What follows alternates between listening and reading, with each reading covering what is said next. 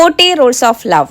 Author എലിഫ് ഷഫാക്ക് എഴുതിയ 40 rules of love എന്ന് പറയുന്ന ബുക്കിന്റെ എക്സ്പ്ലനേഷൻ വീഡിയോ ആണിത്. 40 പ്രണയ നിയമങ്ങൾ. ഈ ഒരു ബുക്കിന്റെ സ്റ്റോറി ലൈൻ വരുന്നത്, ഇതിലെ മെയിൻ ക്യാരക്ടർ എല്ല വായിച്ചുകൊണ്ടിരിക്കുന്ന ഒരു ബുക്കാണ് സ്വീറ്റ് ബ്ലാസ്ഫമി എന്ന് പറയുന്നത്. അപ്പോൾ എല്ലയുടെ ലൈഫിൽ പ്രസന്റ്ലി നടക്കുന്ന കാര്യങ്ങളും എല്ല വായിച്ചുകൊണ്ടിരിക്കുന്ന സ്വീറ്റ് ബ്ലാസ്ഫമി എന്ന് പറയുന്ന ഷംസിന്റെയും റൂമിയുടെയും കഥ പറയുന്ന ആ ഒരു ബുക്കിന്റെ സ്റ്റോറിയും രണ്ടും പാരലൽ ആയിട്ടാണ് 40 റൂൾസ് ഓഫ് ലവ് എന്ന് പറയുന്ന ഈ ബുക്കിൽ നമ്മൾ വായിക്കുന്നത്.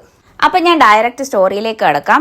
ഇതിലെ മെയിൻ ക്യാരക്ടർ എല്ല താമസിക്കുന്നത് നോർത്ത് ആംപ്ടൺ എന്ന് പറയുന്ന ഒരു സിറ്റിയിലാണ്. എല്ലയുടെ കൂടെ എല്ലയുടെ ഹസ്ബൻഡ് ഡേവിഡ് ഉണ്ട്. ഡേവിഡ് ഒരു ഡെന്റിസ്റ്റ് ആണ്. എല്ലയ്ക്ക് 3 മക്കളാണുള്ളത്. മൂത്ത ആള് ജാനറ്റ് ഒരു കോളേജ് സ്റ്റുഡന്റ് ആണ്. എല്ലയുടെ ഇളയ 2 മക്കള് ട്വിൻസ് ആണ്. അവർ ടീനേജേഴ്സ് ആണ്.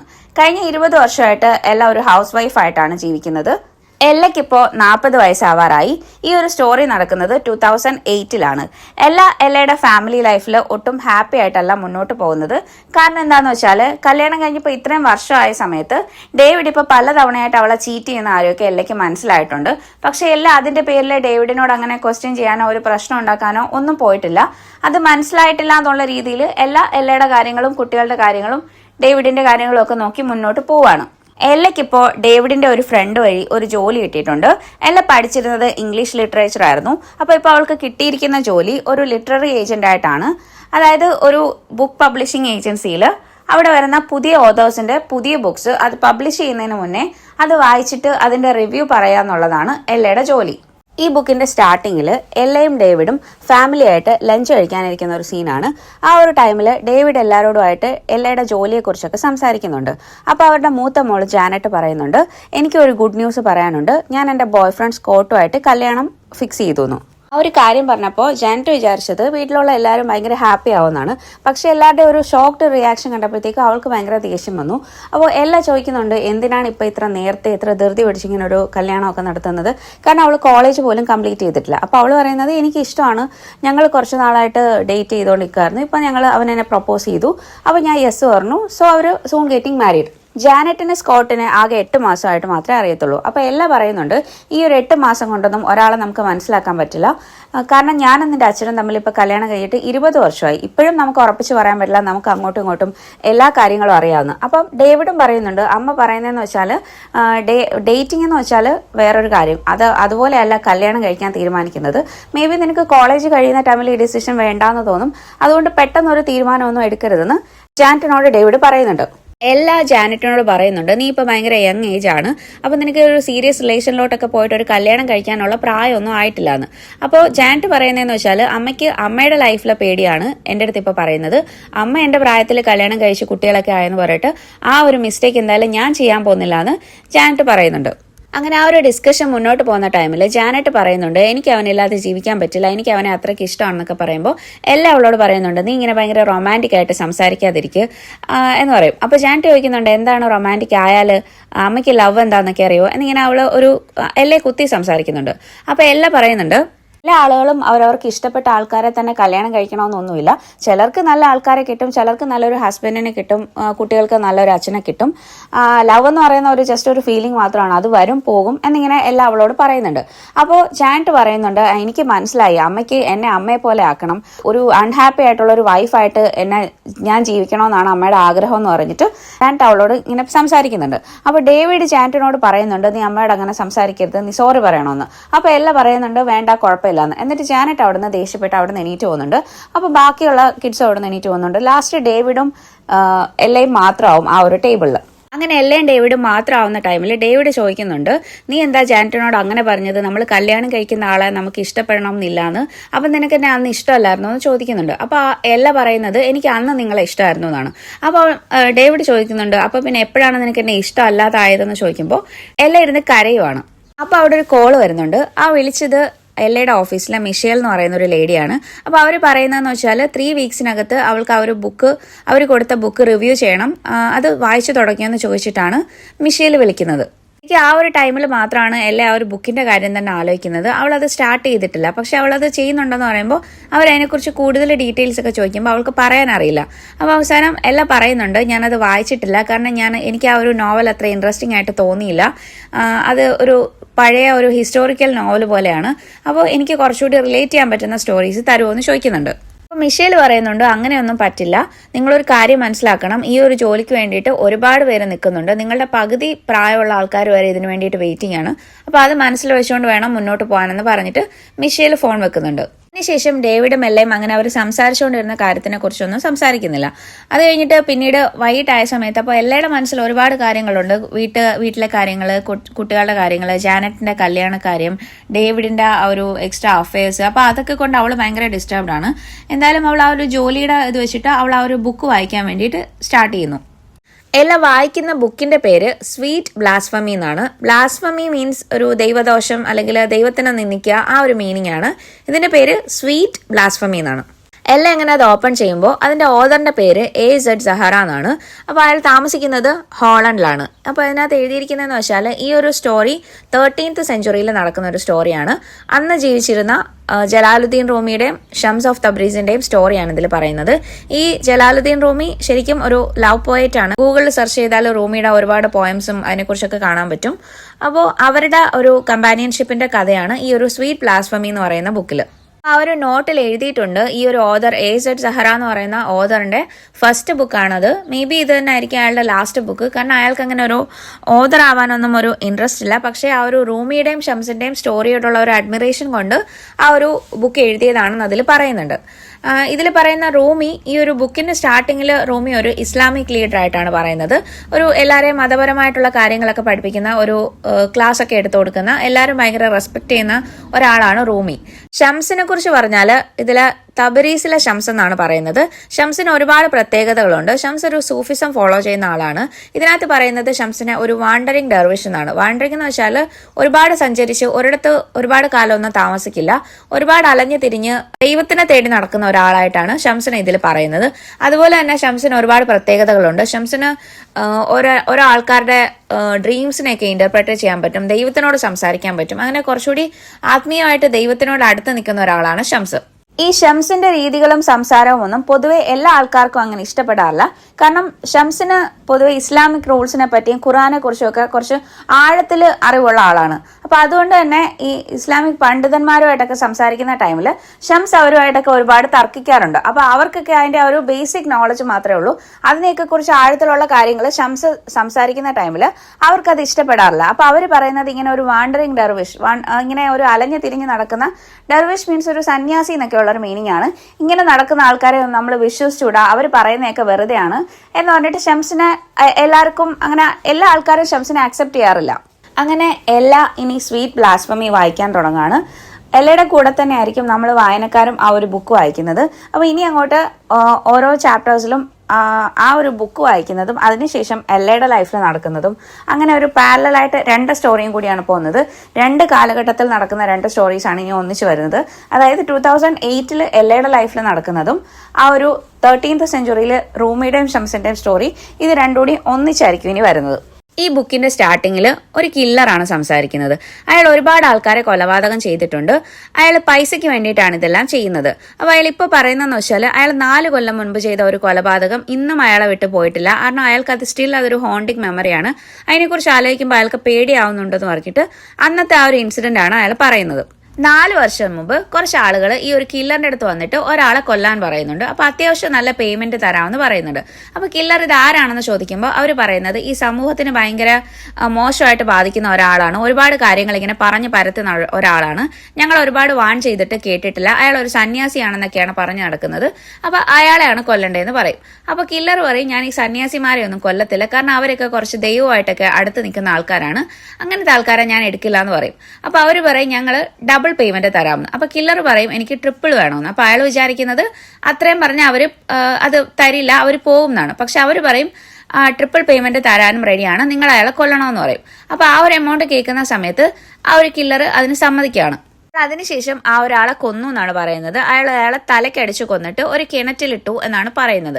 പക്ഷെ അയാൾ ആലോചിക്കുമ്പോൾ അതിനുശേഷം ഇന്ന് വരെ അയാൾക്ക് ആ ഒരു അതിനെക്കുറിച്ച് മറക്കാൻ പറ്റിയിട്ടില്ല. കാരണം അതിനുശേഷം എപ്പോഴും വെള്ളം കണ്ടു കഴിഞ്ഞാൽ അയാൾ ആ ഒരു ബോഡിയെ കുറിച്ച് ആലോചിക്കാറുണ്ട്. കാരണം ആ ഒരു കിണറ്റിലോട്ട് ഇട്ടെങ്കിൽ പോലും അതിന്റെ ഒരു സൗണ്ട് പോലും അവർ കേട്ടിട്ടില്ല, ആ ഒരു ബോഡിയെ പിന്നീട് കിട്ടിയിട്ടുമില്ല. അപ്പൊ അതുകൊണ്ട് തന്നെ അയാൾക്ക് എപ്പോഴും അതൊരു പേടിയായിട്ടുള്ളൊരു കൊലപാതകമാണ്. കൊലപാതകയുടെ ആ ഒരു ഇത് പറഞ്ഞതിന് ശേഷം ആ ഒരു ബുക്കിന് 4 പാർട്സ് ആയിട്ടാണ് പറയുന്നത്. അതിൽ ഫസ്റ്റ് പാർട്ട് എർത്ത്, പിന്നീട് അങ്ങോട്ട് second wind, fire and void, ഇങ്ങനെ 4 പാർട്സ് ആണ് ആ ബുക്കിനുള്ളത്. ഇതിലെ ഫസ്റ്റ് പാർട്ട് എർത്താണ് ഇനി പറയുന്നത്. അപ്പൊ ഇതിന്റെ തുടക്കത്തില് ഷംസ് ഒരു വിഷൻ കാണുന്നതായിട്ടാണ് പറയുന്നത്. അതില് ഷംസ് കാണുന്ന എന്താന്ന് വെച്ചാല് ഷംസ് ഒരു കിണറ്റിൽ വീണ് കിടക്കുന്നു. അപ്പൊ അവിടെ ആരോ ഒരാൾ ഷംസ് നീ എവിടെയാണെന്ന് ചോദിച്ചിട്ട് ഇങ്ങനെ കരഞ്ഞുകൊണ്ട് നടക്കുകയാണ്. അവസാനം അയാൾ ആ ഒരു കിണറ്റിൽ വന്ന് നോക്കുന്ന ടൈമില് ഷംസ് കിടക്കുന്ന കണ്ടിട്ട് അയാൾ ഇങ്ങനെ പറയാണ് എന്റെ ഷംസിനെ എല്ലാവരും കൂടി കൊന്നു കളഞ്ഞു എന്ന് പറഞ്ഞിട്ട് അയാൾ അവിടെ നിന്ന് കരയുന്നതായിട്ടാണ് ഷംസ് കാണുന്നത്. പക്ഷെ ആ ആൾ ആരാണെന്നുള്ളത് ഷംസിന് അത്ര ക്ലിയർ ആയിട്ട് കാണാൻ പറ്റുന്നില്ല. ഈ ഒരു ടൈമില് ഷംസിനെ ആരോ ഇങ്ങനെ വിളിക്കുകയാണ്, നിങ്ങൾ എന്തിനാണ് ഇങ്ങനെ കിടന്ന് ബഹളം വെക്കുന്നതെന്ന് ചോദിച്ചിട്ട് ഷംസിനെ തട്ടി വിളിക്കുകയാണ്. അപ്പൊ ഷംസ് നോക്കുന്ന ടൈമില് ഷംസ് ഒരു റൂമിലാണ്. ആ ഒരു റൂമിന്റെ ഓണർ വന്നിട്ട് പറയുന്നുണ്ട് നിങ്ങൾ ഇവിടെ കിടന്ന് ഭയങ്കര ബഹളം വെക്കുവാണ്, നിങ്ങൾ സ്വപ്നം കാണുമായിരുന്നു എന്ന്. അപ്പൊ ഷംസ് പറയുന്നുണ്ട് ഞാൻ ഒരിക്കലും സ്വപ്നം കാണാറില്ല, എനിക്കിങ്ങനെ ഒരു വിഷൻ വന്നതാണെന്ന് പറയും. അപ്പോൾ അയാൾ ഇങ്ങനെ പറയുന്നുണ്ട് നിങ്ങളിങ്ങനെ ഈ കറങ്ങി നടന്നിട്ടാണ്, നിങ്ങൾ ഈ ഉറക്കവും ഒന്നും ഇല്ലാതെ നടന്നിട്ടാണ് ഇങ്ങനെയൊക്കെ ഓരോന്നൊക്കെ വിളിച്ച് പറയുന്നത് എന്ന് പറയും. അപ്പൊ അവിടെ ഫുഡ് കൊണ്ടുവരുന്ന ടൈമിൽ അയാൾ ചോദിക്കും ഷംസിന്റെ കയ്യിൽ പൈസ വല്ലതും ഉണ്ടോന്ന്. അപ്പൊ ഷംസ് പറയും എന്റെ ഈ പൈസ ഒന്നുമില്ല, അതിന് പകരമായിട്ട് ഞാൻ നിങ്ങളുടെ ഒരു സ്വപ്നം വ്യാഖ്യാനിച്ചു തരാമെന്ന് പറയും. അതായത് ഷംസ് സ്വപ്നം കാണാറില്ല, പക്ഷെ ഷംസിന് ബാക്കിയുള്ളവരുടെ ഡ്രീംസിന്റെ ആ ഒരു എക്സ്പ്ലെയിൻ ചെയ്യാനുള്ള ഒരു കഴിവ് ഷംസിനുണ്ട്. അപ്പൊ അയാൾ അത് വിശ്വസിക്കത്തില്ല. പറയുന്നതെന്ന് വെച്ചാൽ നിങ്ങളെ പോലെ കുറെ ആൾക്കാരുണ്ട് ഇങ്ങനെ ചുമ്മാ കറങ്ങി നടക്കാണ്, ഒരു കാര്യമില്ല, എല്ലാവരും ഇതുപോലുള്ള ഓരോരോ കഥകളൊക്കെ വന്ന് പറയുന്ന പറയും. അപ്പൊ ഷംസ് പറയുന്നുണ്ട് ഞാൻ അങ്ങനെ വെറുതെ നടക്കല്ല, ഞാൻ ദൈവത്തിനെ കാണാൻ വേണ്ടിയിട്ട് നടക്കുന്നതാണ്, ഞാൻ ദൈവത്തിനെ അന്വേഷിച്ച് നടക്കുന്ന ഒരാളാണെന്ന് പറയും.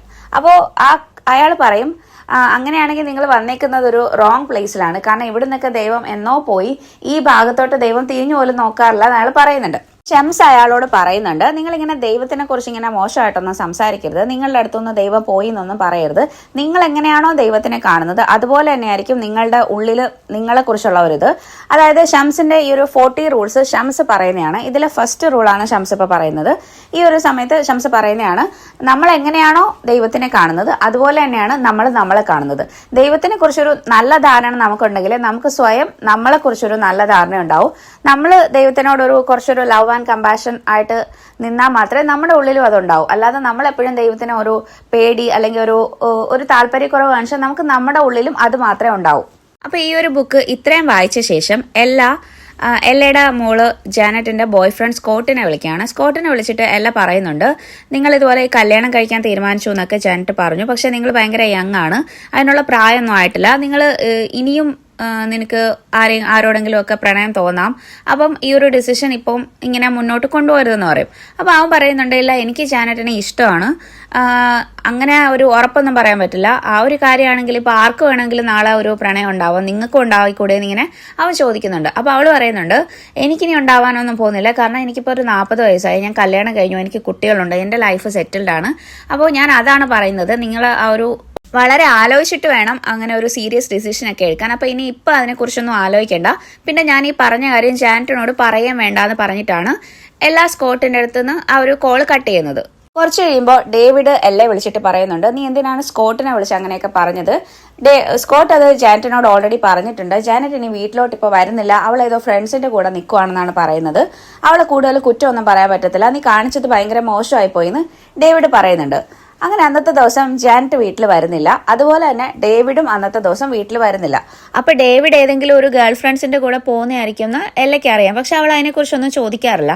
അപ്പൊ അന്നത്തെ ദിവസം എല്ലയ്ക്ക് ഭയങ്കര വിഷമം തോന്നുന്നുണ്ട്, അവൾക്ക് ഒറ്റയ്ക്കായ പോലെ തോന്നുന്നുണ്ട്, കാരണം അവളുടെ മോളില്ല, ഡേവിഡ് ഇല്ല. അപ്പൊ അവളിങ്ങനെ ആലോചിക്കുമ്പോൾ അവൾ ആ ഒരു 40 വർഷമായി, ഇത്രയും വർഷം അവളുടെ ലൈഫിൽ ഒന്നും ആയിട്ടില്ല, അവളോട് ആർക്കും ഒരു സ്നേഹമില്ല, അവളിങ്ങനെ അവൾക്ക് സ്നേഹമൊന്നും വേണ്ട, ലവ് ഒന്നും അല്ല എന്നൊക്കെ പറയുന്നുണ്ടെങ്കിലും ഡീപ്പ് ഇൻസൈഡ് അവൾക്ക് അതില്ലാത്തതിന്റെ ഒരു വിഷമം അവൾ അല്ലെങ്കിൽ അവൾ അത് ആഗ്രഹിക്കുന്നുണ്ടെന്ന് അവൾ അപ്പൊ ഇങ്ങനെ മനസ്സിൽ വിചാരിക്കുന്നുണ്ട്. അപ്പൊ ഇതിൽ നിന്നൊക്കെ ഒന്ന് ഡിസ്ട്രാക്റ്റഡ് ആവാൻ വേണ്ടിയിട്ട് എല്ലാം വീണ്ടും ആ ഒരു ബുക്ക് എടുത്ത് വെച്ച് വായിക്കുകയാണ്.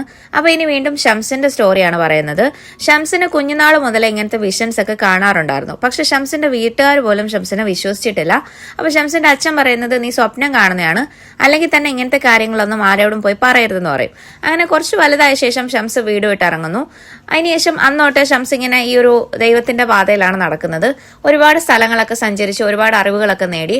ആ ഒരു യാത്രയിലും അവൻ പഠിച്ച കുറെ എക്സ്പീരിയൻസ് ഒക്കെ വെച്ചിട്ടാണ് ഷംസ് ഈ ഒരു 40 റൂൾസ് ഓഫ് ലവിനെ കുറിച്ച് അറിയുന്നത്. അപ്പോൾ ഷംസ് പറയുന്ന വേറൊരു റൂളാണ്, അതായത് നമ്മുടെ ഉള്ളിലെ ആ ഒരു സത്യത്തിനെ അറിയണം എന്നുണ്ടെങ്കിൽ നമ്മൾ എപ്പോഴും നമ്മുടെ ഹാർട്ടിനെ ഫോളോ ചെയ്യണം, നോട്ട് അവർ മൈൻഡ്. ഈ ഒരു ഇങ്ങനത്തെ ഒരു 40 റൂൾസ് ഈ ഒരു സ്റ്റോറിയുടെ ഇടയിൽ ഓരോരോ സിറ്റുവേഷൻസിൽ ഷംസ് പറഞ്ഞു പോകുന്നുണ്ട്. ഓരോ റൂളും അത്യാവശ്യം ഡീറ്റെയിൽഡ് ആയിട്ടാണ് പറഞ്ഞു പോകുന്നത്. അപ്പം ഞാനിത് എല്ലാം പറഞ്ഞു പോയാൽ ഒരുപാട് ലെങ്തി ആവാൻ ചാൻസ് ഉണ്ട്. അപ്പോൾ ഈ ഒരു 40 റൂൾസ് എന്ന് വെച്ചാൽ അത് ഒരു വ്യക്തിക്ക് മറ്റൊരു വ്യക്തിയോട് തോന്നേണ്ട ആ ഒരു ലവിനെ കുറിച്ചല്ല പറയുന്നത്. അത് മാത്രമല്ല, അതായത് എല്ലാ ജീവജാലങ്ങളോടും നമുക്ക് തോന്നേണ്ട ഒരു സ്നേഹത്തിനെ കുറിച്ച് സംസാരിക്കുന്നുണ്ട്. അതുപോലെ മെയിനായിട്ട് നമുക്ക് നമ്മളോട് തോന്നേണ്ട ഒരു സെൽഫ് ലവിനെ കുറിച്ച് പറയുന്നുണ്ട്. പിന്നെ ദൈവത്തിനോടുള്ള സ്നേഹത്തിനെ കുറിച്ച് പറയുന്നുണ്ട്. നമ്മൾ ദൈവത്തിലേക്ക് കൂടുതൽ അടുക്കാനും ദൈവത്തിനെ കൂടുതൽ അറിയാനും സ്നേഹിക്കാനും അങ്ങനത്തെ കുറെ കാര്യങ്ങളൊക്കെ ഇതിൽ പറയുന്നുണ്ട്. അപ്പൊ ഷംസ് ഈ ഒരു 40 റൂൾസ് ഒരുപാട് വർഷങ്ങൾ എടുത്തിട്ടാണ് ഷംസ് ഇത് മനസ്സിലാക്കിയത്. അപ്പൊ ഇപ്പൊ ഷംസിന്റെ വിഷനിൽ ഷംസിന് മനസ്സിലായിട്ടുണ്ട്, ഷംസിന്റെ ലൈഫ് തീരാറായിട്ടുണ്ട്. ഷംസ് അപ്പൊ അങ്ങനത്തെ ആ ഒരു ഷംസ് മരിക്കുന്ന പോലത്തെ വിഷൻസും ഷംസ് കാണുന്നുണ്ട്. അപ്പൊ അതുകൊണ്ട് തന്നെ ഷംസ് ഇങ്ങനെ ആ ഒരു ടൈമില് ഷംസ് ദൈവത്തിനോട് ഇങ്ങനെ പ്രാർത്ഥിക്കുകയാണ്.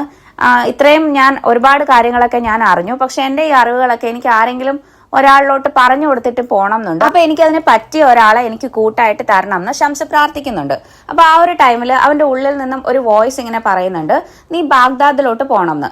അപ്പൊ അത് ഒരു ഗാർഡിയൻ ഏഞ്ചൽ സംസാരിക്കുന്നു എന്നുള്ള രീതിയിലാണ് ഷംസ് പറയുന്നത്. അപ്പൊ ബാഗ്ദാദിൽ എന്താണെന്ന് ചോദിക്കുമ്പോൾ പറയുന്നത്, അവിടെ ചെല്ലുമ്പോൾ നിനക്കൊരു മാസ്റ്ററിനെ കിട്ടും, ആ ഒരു മാസ്റ്റർ നീ എവിടോട്ടാണോ പോകേണ്ടത് ആ ഒരു ഡയറക്ഷനിലോട്ട് നിന്നെ നയിക്കും എന്ന് പറയുന്നുണ്ട്. അപ്പൊ ഇത് കേൾക്കുന്ന ടൈമിൽ ഷംസിന് ഭയങ്കര സന്തോഷമാവുന്നുണ്ട്. കാരണം അവൻ ആ ഒരു വിഷനിൽ കണ്ട അവന് വേണ്ടിയിട്ട് കരഞ്ഞ ആ ഒരാളുണ്ടല്ലോ, അയാളെ അവൻ കാണാൻ പോവുകയാണ്. അതാണ് അവന്റെ കമ്പാനിയൻ എന്ന് അവന് മനസ്സിലായി. അതുപോലെ തന്നെ എന്തിനു വേണ്ടിയിട്ടാണ് അവൻ ആ ഒരു കൊല്ലപ്പെടുന്നത് അതൊക്കെ അറിയാനുള്ള ഒരു ആകാംക്ഷ കാരണം അങ്ങനെ ബാഗ്ദാദിലോട്ട് പോകാൻ തീരുമാനിച്ചു. ഈ ഒരു സ്റ്റോറി ഇത്രയും വായിച്ചതിന് ശേഷം എല്ലാം ഇതിന്റെ ഓതറിനെ കുറിച്ചൊന്ന് സെർച്ച് ചെയ്യുന്നുണ്ട്. അപ്പൊ പേര് AZ സഹറ എന്നാണ്. അപ്പൊ അയാൾ അങ്ങനെ ഫേമസ് ആയിട്ടുള്ള ഒരാളൊന്നും അല്ല, ഇത് അയാളുടെ ഫസ്റ്റ് ബുക്കാണ്. അപ്പൊ ഒരു ബ്ലോഗ് കിട്ടുന്നുണ്ട്. അപ്പൊ അതിൽ നിന്ന് അവൾക്ക് കിട്ടുന്ന ഡീറ്റെയിൽസിൽ അവൾക്ക് മനസ്സിലാവുന്നുണ്ട് അയാളുടെ പേര് അസീസ് എന്നാണ്. AZ എന്ന് പറയുന്നത് അസീസ് എന്നാണ്. അതുപോലെ തന്നെ അയാൾ ഒരു സൂഫിസം ഫോളോ ചെയ്യുന്ന ഒരാളാണ്. ആ ഒരു ബ്ലോഗിന്റെ സൈഡിലായിട്ട് ആ ഒരു സൂഫി ഒരു ഡെർവിഷ് ഇങ്ങനെ കറങ്ങുന്ന ഒരു ഇത് കാണുന്നുണ്ട്. പിന്നെ അയാളിപ്പോ ഗ്വാട്ടിമല എന്ന് പറയുന്ന ഒരു സ്ഥലത്തേക്ക് ട്രാവൽ ചെയ്യുകയാണെന്നും അതിൽ നിന്ന് മനസ്സിലാവുന്നുണ്ട്. ആ ഒരു ബ്ലോഗ് കൂടുതൽ നോക്കിയ സമയത്ത് എല്ലയ്ക്ക് മനസ്സിലാവുന്നുണ്ട് ആ ഒരു ബ്ലോഗിൽ കൂടുതലും അയാൾ ഇങ്ങനെ റൂമിയുടെ പോയംസിനെ കുറിച്ചാണ് എഴുതിയിരിക്കുന്നത്. ഓരോ പോയംസ് അതിലിങ്ങനെ പറഞ്ഞിട്ടുണ്ട്. അപ്പോൾ 1-2 പോയംസ് ഇങ്ങനെ നോക്കുന്ന ടൈമിൽ അതിലെല്ലാം ഈ ഒരു ലവിനെ കുറിച്ചാണ് സംസാരിക്കുന്നത്. അതായത് ലൈഫ് വിത്തൗട്ട് ലവ് അതൊരു ബർഡൻ ആണ്. പിന്നെ അതുപോലെ തന്നെ നമ്മുടെ ലൈഫിൽ എന്തൊക്കെ ഉണ്ടെന്ന് പറഞ്ഞാലും നമുക്ക് എപ്പോഴും ഒരു ഇൻകംപ്ലീറ്റ്നെസ് തോന്നുവാണെന്നുണ്ടെങ്കിൽ നമ്മൾ അതിന് വേണ്ടിയിട്ട് അത് എന്താണെന്ന് കണ്ടുപിടിക്കണം. അത് ചില ആൾക്കാരൊക്കെ അത് എന്താണെന്ന് മനസ്സിലാക്കി അതിന് വേണ്ടിയിട്ട് പോകാറുണ്ട്. പല ആൾക്കാരും അത് മനസ്സിലാക്കിയാലും അത് തന്നെ സ്റ്റക്കായിട്ട് നിൽക്കാറുണ്ട്. അങ്ങനെ കുറച്ച് കാര്യങ്ങളൊക്കെ എഴുതിയിട്ടുണ്ട്. അതിനുശേഷം എല്ലാം ഇങ്ങനെ മനസ്സിൽ വിചാരിക്കുന്നതായിട്ടാണ് ഞാൻ എൻ്റെ ലൈഫിൽ കുറച്ച് റൂൾസ് സെറ്റ് ചെയ്യുവാണെങ്കിൽ, എന്നിട്ട് അവളിങ്ങനെ സർക്കാസ്റ്റിക്കലിയാണ് പറയുന്നത്. ഞാൻ ആദ്യം പറയുന്നത് സ്റ്റോപ്പ് ലുക്കിംഗ് ഫോർ ലവ്. പിന്നെന്ന് വെച്ചാൽ ഇനിയുള്ള സ്വപ്നങ്ങളുടെ പുറകെ ഒന്നും പോകേണ്ട, അതിന്റെയൊക്കെ പ്രായം കഴിഞ്ഞു എന്നാണ് പറയുന്നത്. പിന്നെ അവൾ പറയുന്നതെന്ന് വെച്ചാൽ ഒരു 40 വയസ്സായ ഒരു സ്ത്രീക്ക് ഇതല്ലാതെ വേറെ ഒരുപാട് പണികളുണ്ട്, ഇപ്പൊ ഇനി ഇതിന്റെ ഒന്നും പുറകെ പോകാനുള്ള ടൈമൊന്നുമില്ല എന്നിങ്ങനെ അവൾ തമാശ പോലെ പറയുന്നുണ്ട്. അപ്പൊ ആ ഒരു ടൈമിൽ അവളിങ്ങനെ ജാനറ്റിനെ വിളിക്കാമെന്ന് വിചാരിക്കുന്നുണ്ട്. എന്നിട്ട് അവള് ജാനറ്റിനെ വിളിക്കുന്നുണ്ട്. അപ്പൊ എല്ലാം ഇങ്ങനെ ഒരു വോയിസ് മെയിലാണ് ജാനറ്റിന് അയക്കുന്നത്. അപ്പൊ അതിൽ പറയുന്നതെന്ന് വെച്ചാൽ, ഞാൻ സ്കോട്ടിനെ വിളിച്ചത് തെറ്റായി പോയെന്നറിയാം, ഞാൻ വേറൊരു ദുരുദ്ദേശത്തിൽ വിളിച്ചതല്ല, ഞാൻ നിനക്ക് നല്ലതിന് വേണ്ടിയിട്ട് മാത്രം വിളിച്ചതാണ്. അതുപോലെ തന്നെ എൻ്റെ ലൈഫിൽ എന്തൊക്കെ ഉണ്ടെന്ന് പറഞ്ഞിട്ടും ഞാൻ ഈ പറയുന്നത് ശരിയല്ല, എന്നാലും എല്ലാം ഉണ്ടായിട്ടും ഞാൻ ഒട്ടും ഹാപ്പി അല്ല, അതും കൂടെ എൻ്റെ ഒരു പ്രശ്നമാണെന്ന് ഇങ്ങനെ പറഞ്ഞിട്ടൊരു മെയിൽ അയക്കുന്നുണ്ട്. പക്ഷെ അത് അയച്ചു കഴിയുന്ന സമയത്ത് അവളിങ്ങനെ വിചാരിക്കുന്നുണ്ട് ആ ഒരു അൺഹാപ്പി ആണെന്നുള്ള കാര്യം അവളോട് പറയണ്ടായിരുന്നു എന്ന്. അതിനുശേഷം ആ ഒരു ബ്ലോഗിൽ നിന്ന് ആ ഒരു ഓതറിന്റെ മെയിൽ ID എടുത്തിട്ട് എല്ലാ അയാൾക്കൊരു മെയിൽ അയക്കുകയാണ്. ഞാൻ ഇതുപോലെ നിങ്ങളുടെ ബുക്ക് വായിച്ചുകൊണ്ടിരിക്കുകയാണ്. അപ്പോൾ എനിക്ക് മനസ്സിലായി നിങ്ങളിങ്ങനെ നിങ്ങൾ പറയുന്നത് ലൈഫിന്റെ ഒരു എസൻസ് തന്നെ ലവ് ആണെന്നൊക്കെയാണ്. പക്ഷെ ഞാനതിൽ തർക്കിക്കാനൊന്നും നിൽക്കുന്നില്ല, പക്ഷെ അത് കംപ്ലീറ്റ്ലി എഗ്രി ചെയ്യുന്നില്ല. അപ്പോൾ ഞാനിങ്ങനെ എൻ്റെ ഏജൻസിക്ക് വേണ്ടിയിട്ട് ആ ഒരു ബുക്ക് വായിക്കുകയാണ്. പക്ഷെ അതിൻ്റെ എൻഡ് റിസൾട്ട് എന്താവുമെന്നൊന്നും എനിക്കറിയില്ല, അത് അവരായിരിക്കും തീരുമാനിക്കുന്നത്. എനിവേ ഞാനിപ്പോൾ ഈ വായിച്ചുകൊണ്ടിരിക്കുന്ന ഒരു ടൈം എനിക്കൊട്ടും നല്ലതല്ല.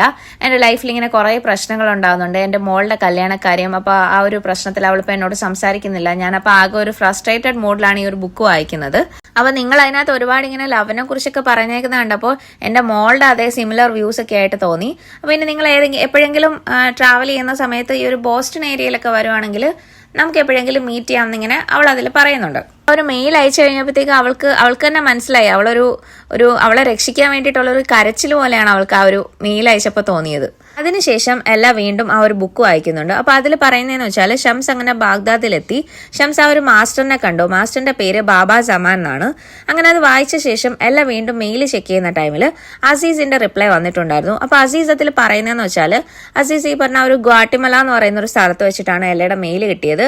അപ്പൊ അവിടെ അടുത്തൊരു വിഷിംഗ് ട്രീ എന്ന് പറയുന്ന ഒരു സ്ഥലമുണ്ട്. അപ്പൊ അവിടെ പോയിട്ട് ഈ മനസ്സിന് സമാധാനം കിട്ടാൻ വേണ്ടിയിട്ട് ആ ഒരു മരത്തിൽ ആ ഒരു ഇപ്പോൾ ഒരു വിഷമം ഉള്ള ആളുടെ പേര് എഴുതിയാൽ അവർക്കൊരു മനസ്സിനൊരു ശാന്തി കിട്ടുമെന്നാണ് പറയുന്നത്. അപ്പം ഞാൻ നിങ്ങളുടെ മോളുമായിട്ടുള്ള പ്രശ്നമൊക്കെ ശരിയാവാൻ വേണ്ടിയിട്ട് ഞാൻ നിങ്ങളുടെ പേര് എഴുതിയിട്ട് അവിടെ ഇങ്ങനെ വെച്ചിട്ടുണ്ടെന്ന് ആ ഒരു അസീസ് പറയുന്നുണ്ട്. പിന്നെ അയാൾ ഇങ്ങനെ ഒരു സജഷൻ പോലെ പറയാണ്, അതായത് നമുക്ക് മാറ്റാൻ പറ്റാത്ത കാര്യങ്ങളെക്കുറിച്ച് നമ്മൾ ഒരുപാട് അതിനെക്കുറിച്ച് ആലോചിച്ച് ഫ്രസ്ട്രേറ്റഡ് ആയിട്ട് കാര്യമൊന്നുമില്ല. അതിന്റെ ആ ഒരു വഴിക്ക് വിടുക.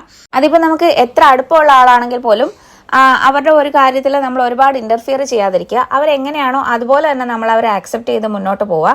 അപ്പോൾ ഇത് വായിക്കുന്ന ടൈമിൽ എല്ലയ്ക്ക് ഭയങ്കര സന്തോഷമാവുന്നുണ്ട്. കാരണം അവൾ ആലോചിക്കുമ്പോൾ അവൾക്കറിയാത്ത ഏതോ ഒരു സ്ട്രേഞ്ചർ അവൾക്ക് വേണ്ടിയിട്ട് ഏതോ ഒരു നാട്ടിൽ അവളുടെ പേര് എഴുതി അവളുടെ ലൈഫ് അവളുടെ ഒരു പ്രശ്നം പോകാൻ വേണ്ടിയിട്ട് പ്രാർത്ഥിച്ചു എന്ന് കേൾക്കുമ്പോൾ അവൾക്കൊരു ചെറിയൊരു സന്തോഷമാവുന്നുണ്ട്. അതിനുശേഷം എല്ലാം വീണ്ടും ഒരു ബുക്ക് വായിക്കുകയാണ്. അപ്പോൾ ഇപ്പോൾ ഷംസ് ആ ഒരു മാസ്റ്ററിന്റെ അടുത്ത് എത്തി. അപ്പോൾ മാസ്റ്ററിന്റെ റൂമിൽ നിന്നിട്ട് ഷംസ് ഇങ്ങനെ വന്നതിനെ കുറിച്ച് സംസാരിക്കുകയാണ്. അവർ സംസാരിക്കുന്ന ടൈമിൽ റൂം അടച്ചിരിക്കുകയാണ്. അപ്പോൾ റൂമിന്റെ വാതിലിന് വെളിയിൽ നിന്നിട്ട് അവിടുത്തെ ഒരു പയ്യൻ ഇങ്ങനെ അവർ പറയുന്നത് ഒളിഞ്ഞു നിന്ന് കേൾക്കുവാണ്. അപ്പോൾ അവർ സംസാരിക്കുന്നത് എന്താണെന്ന് വെച്ചാൽ ഷംസ് പറയുന്നത് ഷംസിനൊരു വിഷൻ ഇങ്ങനെ വന്നായിരുന്നു. അപ്പോൾ അതിൽ പറയുന്നത് മാസ്റ്ററിന്റെ അടുത്ത് വന്നാൽ ഷംസിന്റെ കമ്പാനിയൻ ആരാണെന്ന് അറിയാൻ പറ്റും, മാസ്റ്ററിന് അറിയാമെങ്കിൽ എന്നെ ആ ഒരു വഴിക്ക് വിടണമെന്ന് പറയുന്നുണ്ട്. അപ്പോൾ മാസ്റ്റർ പറയുന്നതെന്ന് വെച്ചാൽ എനിക്കത് ആരാന്നറിയില്ല, നീ കുറച്ചു നാൾ ഇവിടെ നിൽക്ക്, ഞങ്ങളുടെ ഒരു ഗസ്റ്റ് ആയിട്ട് ഇവിടെ നിൽക്ക്, അപ്പോൾ വഴിയെ എന്താണെന്ന് അറിഞ്ഞാൽ അതിനനുസരിച്ച് ചെയ്യാമെന്ന് പറയുന്നുണ്ട്. എന്നിട്ട് മാസ്റ്റർ ഇങ്ങനെ അവിടുത്തെ ആ ഒരു പയ്യനെ വിളിച്ചിട്ട് ഇതുപോലെ ആ ഒരു ബെഡും കാര്യങ്ങളും ഒക്കെ കാണിച്ചു തരാമെന്ന് ഷംസിനോട് പറയുന്നുണ്ട്. അപ്പോൾ ഷംസ് പറയുന്നുണ്ട് അവനെ വിളിക്കേണ്ട കാര്യമൊന്നുമില്ല, അവൻ ഇവിടെ തന്നെ നിൽപ്പുണ്ട്, അവൻ ഇതെല്ലാം കേൾക്കുന്നുണ്ടെന്ന് പറയുന്നുണ്ട്.